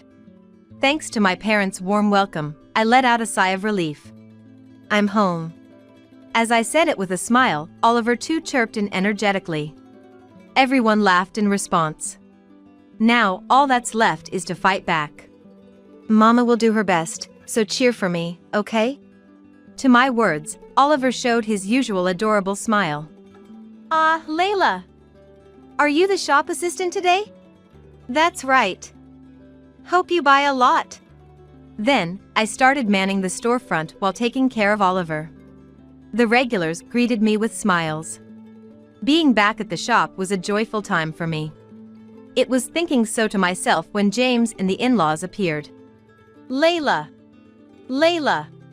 I stopped what I was doing, handed Oliver over to my mother, and confronted James and his parents. Let's not disturb the customers here, shall we step outside? I don't care about the other customers. Forget about them, how could you be so selfish? Oh, like going on a business trip and cheating is any better? My words caused the regulars to give James cold looks. Noticing that, James went silent for a moment, but he retorted back. We planned to live in that house, and we sold our home for it. Where do you expect us to live now? And according to James, it seems like Layla is the one who's been cheating. The in-laws started shouting that. I was taken aback by Joseph's words. Me, cheating? That's absolutely impossible. I am devoted solely to Oliver. What are you talking about? I've never cheated. Lies. A young man was seen leaving our house. A young man coming and going from that house, that could only be. Must be my younger brother, Liam. What? Your brother? Didn't I tell you? I have a younger brother. As we were talking, Liam appeared from the back. Seeing his face, James looked surprised. It's been since the wedding, James. What? That's really your brother? So? You thought I was cheating and without checking, and you cheated yourself? The business trip was real. However, he had met a woman there and developed a relationship. And without returning home, he chose to nurture his love instead. And then, you went into debt for her. What? At my words, the in-laws now turned their gaze sharply towards James. Meanwhile, James's face turned pale, wondering, how did you know? Unlike you, I did my investigation properly. Not satisfied with just our joint account money, you resorted to borrowing, right? Was it $20,000? When I checked the account after a long time, there were only a few dollars left, which was a shock. Basically, our living expenses were covered by the salary I had before going on maternity leave. That money was deposited into my personal account from before we were married, securely saved without being touched. For the joint account, we had agreed to deposit money regularly for Oliver's future expenses. But, this is too much. Shall we let others decide then? My house, inherited from my grandparents and in my name, where James decided on his own to move his parents in, while he indulged in affairs and debts. Me, angered by James, selling my house and moving back to my parents. Who's in the wrong here, huh? At my words, the regulars glared at James and his family. Realizing they were at a disadvantage, James and his family backed down. Could you please leave? With a smile, I said that, and James and his party hastily left the store. After successfully driving them away, I received applause from the regulars, making me blush and smile shyly. Later, for the affair and for storming into the bakery during business hours, causing a disturbance, I demanded compensation from James and his family. James, already burdened with debt from his affair, and his inherently irresponsible in-laws had no money. Thus, they had to sell whatever they could to come up with the money. Days later, James came back to me, saying, I truly regret everything. Please help me. Saying this, James clung to me desperately. I sighed deeply at James. Do you think I can trust your apologies? No, this time I really am. Enough. If you keep pestering me, I'll call the police. James looked dejected at my words. I gave him a cold stare. I know why you wanted to live with those two. James shivered at my words. The in-laws had always complained about their small house and wanted someone for housekeeping. Essentially, they wanted to live in that house with me being their housekeeper. James, always swayed by me, thought having his parents around would make me listen. If they managed to cohabit, he planned to use the saved money for his affair or debt repayment. He probably hoped they'd find my savings account from before I was single. Am I wrong? How do you know all that? Working in customer service means observing people. Plus, I married you because I loved you, even if you approached me first. If you love someone even once, you watch them closely, and living together, I've come to understand your way of thinking. James looked down. And then James, in anger, tried to hit me. Damn it! But his hand was stopped before it could reach me by someone who intervened. That's going too far. Liam glared sharply at James. Liam has been practicing martial arts since he was young, so he's in very good shape. James, gripped and glared at by my strong brother, completely lost his energy and slumped. Don't you ever show your face in front of my sister again! Shouted by Liam, James left with a pathetic sound. Thanks, Liam. Don't mention it. If anything happens, just let me know. I'll chase them away. Liam, saying this with a smile, seemed incredibly reliable. You used to be such a crybaby, always hiding behind me. Come on, stop it. I'm an adult now. And I have things to protect. Right. You definitely can't become like that man. Liam laughed at my words, of course. I knew he would protect Emily properly. Both of you, I need your help. Okay. Called by my mom, we returned to the store. After that, James, seemingly terrified of Liam, didn't show his face again. Furthermore, when the divorce papers were sent through a lawyer, he signed them without fuss. And so, we were officially divorced. Actually, the regulars were furious about what happened, saying, "How dare you make Layla suffer?" According to my mom, the regulars had spread the word about what happened at the store. It became a rumor, and employees at James's company got the wind of it. James quickly lost his place at the company due to the widespread knowledge. Under the cold gaze of his colleagues, James quit his job. I know I did wrong, so please help us. I learned that from a call from Natalie. I had completely forgotten I still had the in-laws' contact information saved because I've been so busy. What exactly do you want help with? That would be financial support, of course. Unfortunately, I'm not kind enough to help someone who has harassed me. With that, I hung up the phone. This time, I made sure to block the contact information properly. Afterward, James was unable to come up with the money for compensation and child support and ended up incurring even more debt. As for the affair partner, it seems she dumped James quickly after realizing he wasn't single. I heard rumors that the in-laws also had to take on debt and now work tirelessly from morning to night alongside James. Mommy. What's the matter, Oliver? On the other hand, we were living peacefully. We take turns looking after Oliver, enjoying our days with plenty of free time. And when I stand at the shop front, the regulars dote on me. Separating from James allowed us to find happiness. Let's play with Mama today. At my words, Oliver beamed with an angelic smile. Some time later, our family grew. Liam's wife, Emily, came to live with us. Emily adores Oliver. I'm so happy to have this little guy as my nephew. With Emily, I think we can build a happy home. Liam said this with a smile. If someone who is as kind as James chose Emily to be his partner, I'm sure everything will be fine. If there's ever a problem, next time, I'll be the one to help. Since then, there's been no contact from James and his family.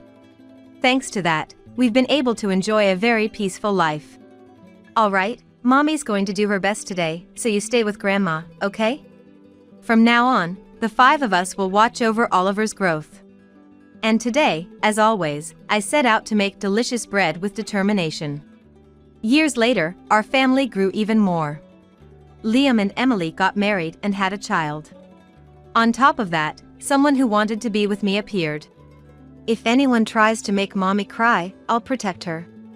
Oliver has also grown and now says things cute like that. Together with Oliver, I will continue to run the bakery.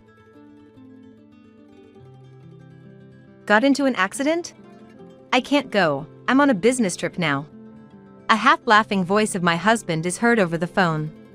And mixed with that, the sweet, ingratiating voice of a woman.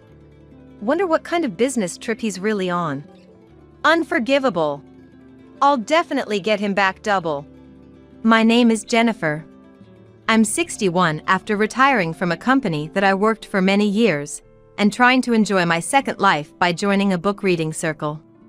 I was in drama club during my school days, so I think it's time to show off my skills, despite the long break. Well, because of COVID, I haven't had many opportunities such as visiting schools. Now I can read smoothly picture books, but when I was a bit younger than now, I struggled to read something. Specifically, my husband's mind. That must have been around 17 or 18 years ago. I lived happily with my husband Ronald, who is 2 years older than me, and our daughter Amber, who was in 11th grade.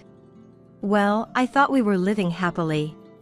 Around that time, I often felt Ronald was being cold to me. It wasn't like he was ignoring me, but conversations didn't expand, and he quickly went back to his room after meals. It seemed like he was avoiding interactions with me and our daughter. Jokingly, "Don't you be cold to me?" I asked. "Just tired." But was that really true? Then he would reply. The unease didn't go away easily. However, "Hey, you've been cold to me lately. I'm lonely, be kinder." I wasn't at an age to say such young girls' whims like that. Pretending to be an understanding wife, and I chose to leave Ronald as I thought he must have his reasons. Looking back now, I think the outcome would be the same whether I had pressed him or not. Meanwhile, Ronald's return time from work started to get later and later. He worked for a white company, where he used to come home on time almost every day. Even though he was a manager now, but he had been coming home later than when he was a general employee. Could this really be happening? It seemed Ronald was dining out, as the meals I prepared were always left on the table, wrapped up until next morning. Busy enough to work until past midnight, yet he found time to eat out. I started to sense contradictions in Ronald's behavior. Then, one day, when I was seeing Ronald off at the entrance, "Will you go home late again today? Maybe?" His indifferent response frustrated me, even with my usual patience. In fact, Ronald's nonchalant replies had become common. Lately, he hardly answered my questions, and I was holding back my dissatisfaction and enduring it. I feared that if we fought, he might never return home one day. If it happened, our daughter would surely be upset. I wanted to avoid the worst-case scenario, but... "Hey, haven't you been treating me rough lately?" Finally, I blurted out. I don't quite remember, but I think I glared at him without realizing it. Ronald's face was strained. "If there's something wrong with me, I'll fix it. Let's talk. Your recent attitude, it doesn't just look like you're tired." Would he get angry? Or just ignore me? My lips quivered as I imagined the worst. But then, "All right. Let's talk tonight. It's time to leave now. I have to go." "Okay, take care." I didn't feel any warmth in Ronald's words, but I was relieved to know he was willing to talk. "It'll be okay, we can still make things right." I thought, but that night, Ronald never came home. He didn't respond to my calls. It seemed like he was running away from our conversation. What a terrible man. Late at night, I finally received a single email. "Going on a business trip, back on Tuesday." What is this? It's not a telegram from the old days. The next day, perhaps sensing my irritation, Amber, who was on winter break, asked me, "Mom, do you remember our promise to go out together?" She said. "A promise?" "Yeah, the one about going out for a drive to practice my driving." "You seem to be stressed out, Mom. How about we go to somewhere for a change of pace today?" "Oh, right, we had made that promise." Amber had just gotten her driver's license this summer, but we only had one car.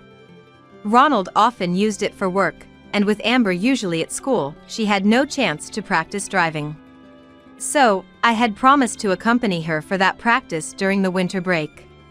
Despite the break, I had been preoccupied with Ronald, so I completely forgot about it. Even she pitied for my accumulated stress. How pathetic. I felt apologetic and quickly agreed to go out with Amber. "Oh no! It's my first time driving since driving school. I'm nervous." "Stay calm and take it easy. Take a deep breath and try to do some stretches." "Who does that in this situation?" "Really?" "Mom, you're so old-fashioned." "Huh?" As Amber opened the driver's side door, she suddenly made a puzzled face, crouched down, and picked up something. "Hey Mom, this is..." What she showed me was a long, glittering fake nail. Both of us were speechless. Neither of us wears fake nails, so whose could it be? The last person to use this car was Dad, right? Yes. We got into the car, and although Amber started driving, we couldn't hide our disturbance. A fake nail found in the car last used by Ronald. The only thing that made sense was Ronald's infidelity. Since when? With whom? What kind of person? I didn't want to know the details of Ronald's affair, although I couldn't help but be curious about who it was. Amber was probably thinking the same thing, as both of us fell completely silent. And that's why our reaction was delayed. Amber! Watch out! I shouted, but it was too late. The car, misjudging a left turn, was crashed head-on into the wall beyond the guardrail. Mom! Mom, wake up! I'm sorry. Mom! Amber, are you okay? It seemed I had briefly lost consciousness from the shock. When I opened my eyes, I saw Amber's tear-streaked face. I'm okay. Mom! I'm so sorry. Call the police and Dad. Okay, I got it. In a panic, Amber pulled out her phone. But she was confused by the first accident. She called Ronald before the police. Dad? Mom's been in an accident. Huh? An accident? You know, I'm on a business trip, can't do anything. Handle it there, will you? Hey, you're on the phone with me now. Your wife. Come on, just drop it. Ronald's unusually cheerful voice leaked from the phone, and I understood what he was saying. The ingratiating voice of a woman could also be heard. After being cut off. How could he? I saw Amber, she hung her head down. I'm okay. All I could say to reassure her. After that, I don't remember anything. It seems I lost consciousness again, and when I woke up, I was in the hospital. Then came Tuesday, the day Ronald said he'd be back from his business trip. The intercom rang incessantly. Opening the door, I found an unsettled Ronald. Welcome back. Ronald, greeted at the entrance, looked surprised. You said you had an accident. What the heck, you look fine. Don't lie. Furious at being deceived, Ronald spat out those words and tried to enter the house. Amber passed away. Ronald, who had been storming towards me, stopped in his tracks and turned around. What? Come with me to this room. I led a bewildered Ronald by the hand to the room. Wait, explain. Weren't you got into the accident? I just lost consciousness. It was a mere concussion. But Amber, she was fine after the examination, but last night she suddenly started feeling unwell, and by the time I woke up this morning, she was already. You're lying, right? I was waiting for you to come back, to see her one last time. As soon as Ronald entered the room and froze when he saw pale-faced our daughter lying down on the bed. Amber? It can't be true. Amber! As Ronald tried to cling to our daughter, I stopped him. Wait! I understand how you feel, but since she passed away at home, the police need to perform an autopsy. Don't touch Amber until the police arrive. I don't care about that. Stop it! Let me go! Please, calm down. It's for Amber's sake. Ronald, overwhelmed by shock, slumped to the floor powerlessly. Why Amber? Ronald began to cry bitterly. Tell me, would you have cried like this if I had met the same fate? What kind of question is that? Of course, I would. Then why didn't you rush to us when Amber called you about our accident? I was on a business trip. I heard a woman's voice on the phone. It was quite sweet. That was a client. Hey, you usually do desk work and have no sales or entertainment duties. What kind of business trip were you on with a client? What kind of work? It's enough. Stop nagging. We should be focusing on Amber now. Is this the client in this photo? I showed a photo on my phone, and Ronald was at a loss for words. On the screen, there was a beautiful young woman with striking features and suited black hair. When did you find? That reaction tells me I'm right. No. I don't know any woman like that. Then what about this? I showed Ronald the fake nail I found in the car, catching him off guard. At that moment, Ronald lost words. This belongs to her, right? You can't say you don't know her now, can you? Where did you find that? In the car. Amber found it. Both of us were so shocked we got distracted, and then the accident happened, all because of you. That's your fault for not paying attention. Don't act all high and mighty. The moment Ronald retorted. No woman could stay calm after discovering her husband's affair. Don't be so shameless, old man. What? Surprised by the voice of his daughter, who was supposed to be eternally asleep, Ronald turned around in shock. But there she was, lying down motionless just as before. What was that just now? Ronald's face turned pale at this bizarre situation. With a father's misdeeds so grievous, maybe she can't ascend to heaven. A ghost? No, a zombie. No matter the form, she's still our daughter. Wait. This is different. What if she's come back to life? Aren't you happy? That's impossible. It's scary. What if something that isn't Amber has come into this house? Ronald, genuinely terrified, clung to me. He always was bad with horror. Then, our daughter slowly sat up and hugged Ronald from behind. Hee, Dad. She said with a smile, hugging him. Ronald, reacting to his daughter's mischief, Eek! let out a high-pitched and fled to a corner of the room. Ha ha ha. You totally fell for it. Got scared for real. I've been alive the whole time. Ronald looked at us in astonishment during Amber had burst out laughing. What do you mean? This is what you get for cheating, old man. We set up this whole act. Normally, I would scold Amber for her words, but she probably doesn't even want to call him Dad anymore. This time, I thought. Oh, and she calls Ronald as an old man, so I just forgive this time. Well, she said including man, so it's okay. I decided to let it go. I would like to call him something much worse. Amber thoroughly explained to the utterly bewildered Ronald the entire sequence of events. So, both Mom and I just got examined and we're fine. Alive really well. I looked up people associated with your company on social media, old man, and found someone with the same fake nails. I thought, maybe she was, and when I checked her posts, there was a photo with a man resembling you. Plus, on the same day you didn't come home, she blatantly posted about a date with her boyfriend. And on the day of the accident, she wrote about being on a trip with her boyfriend. It's no coincidence. So, Mom suggested me pretend to be dead to scare you, thinking you'd slip up under pressure. Scared you, didn't we? About me and Amber's sly smile, Ronald. I was really worried. You two are the worst. Agitated, exclaimed. Well, maybe going as far as doing death makeup to look pale and lying down about an autopsy was a bit much, but I don't want to hear it from someone who cheated. Amber nodded vigorously at my words. If you were really concerned, you would have rushed over the moment we called. Your sudden act of a worried father doesn't resonate at all. You must have enjoyed your affair trip, right? Didn't want to leave the young woman?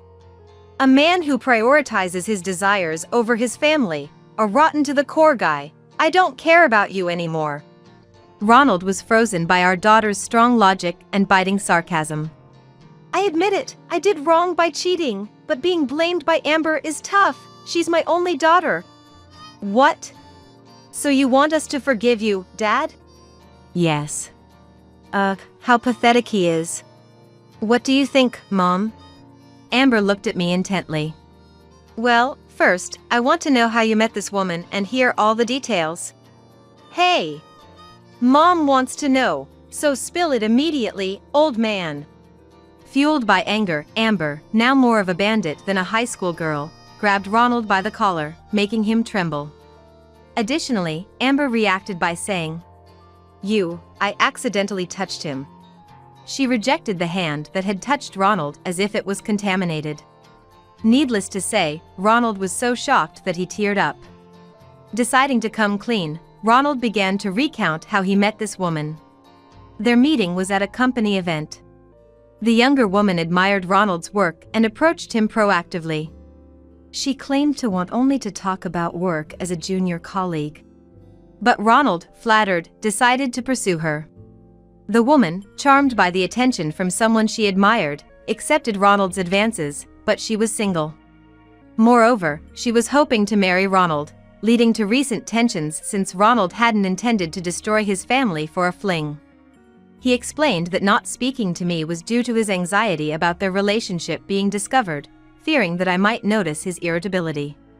The trip, which I thought was for an affair, was actually to appease her mood, as he candidly admitted. As for the fake nail, it was likely deliberately left by the woman, who was growing impatient for marriage, hoping that its discovery would lead to our divorce. If you choose me and over her, I might consider not divorcing you. Of course. With Amber here. I choose you, no question. Then call her here right now. I need to hear her say it's over, face to face, to believe you. I understood. 2 hours later, Ronald's mistress, Sarah, arrived at our house in response to his call. I said, "You must be Sarah, right?" Then Sarah, openly hostile, declared, "Whatever you do, I won't break up with him." Sarah responded with open hostility. "No. I want to break up. I want to start again with my family." At Ronald's words, Sarah's face turned pale.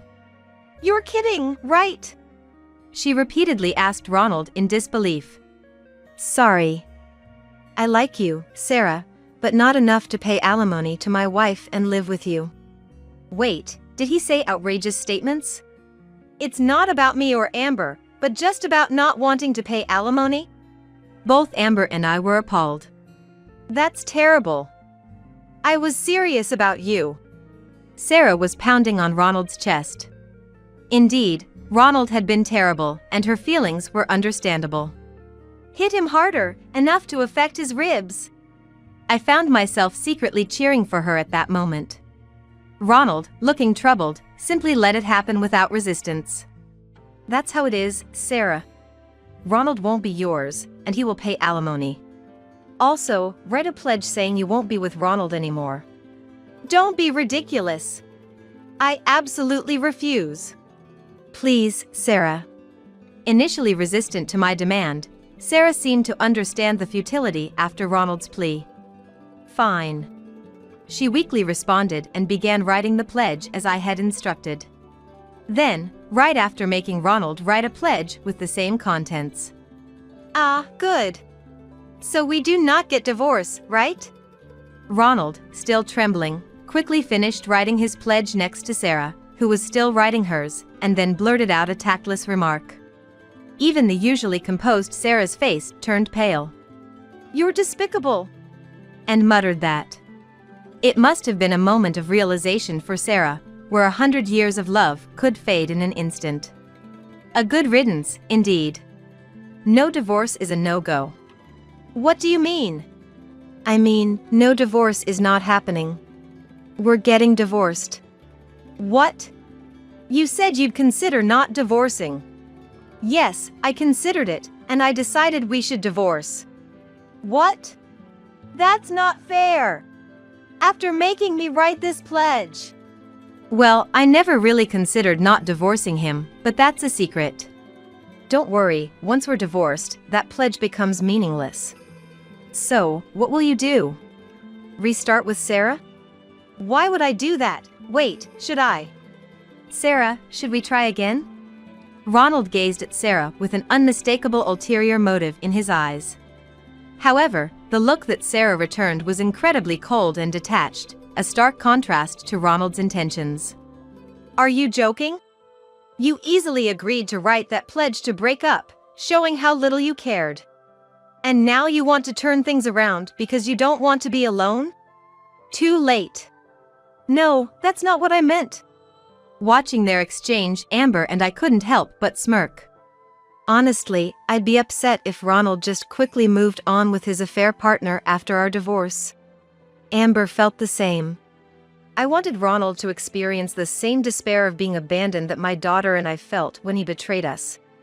That's why my daughter and I came up with this covenant strategy. Ronald is a man of high pride. and it was easy for my daughter and me to foresee that he would refuse a divorce. So, we decided to use the threat of divorce as leverage, gaining control over the situation and guiding Ronald's actions to our advantage. Sarah's feelings for Ronald would surely plummet after seeing him agree so easily to part ways.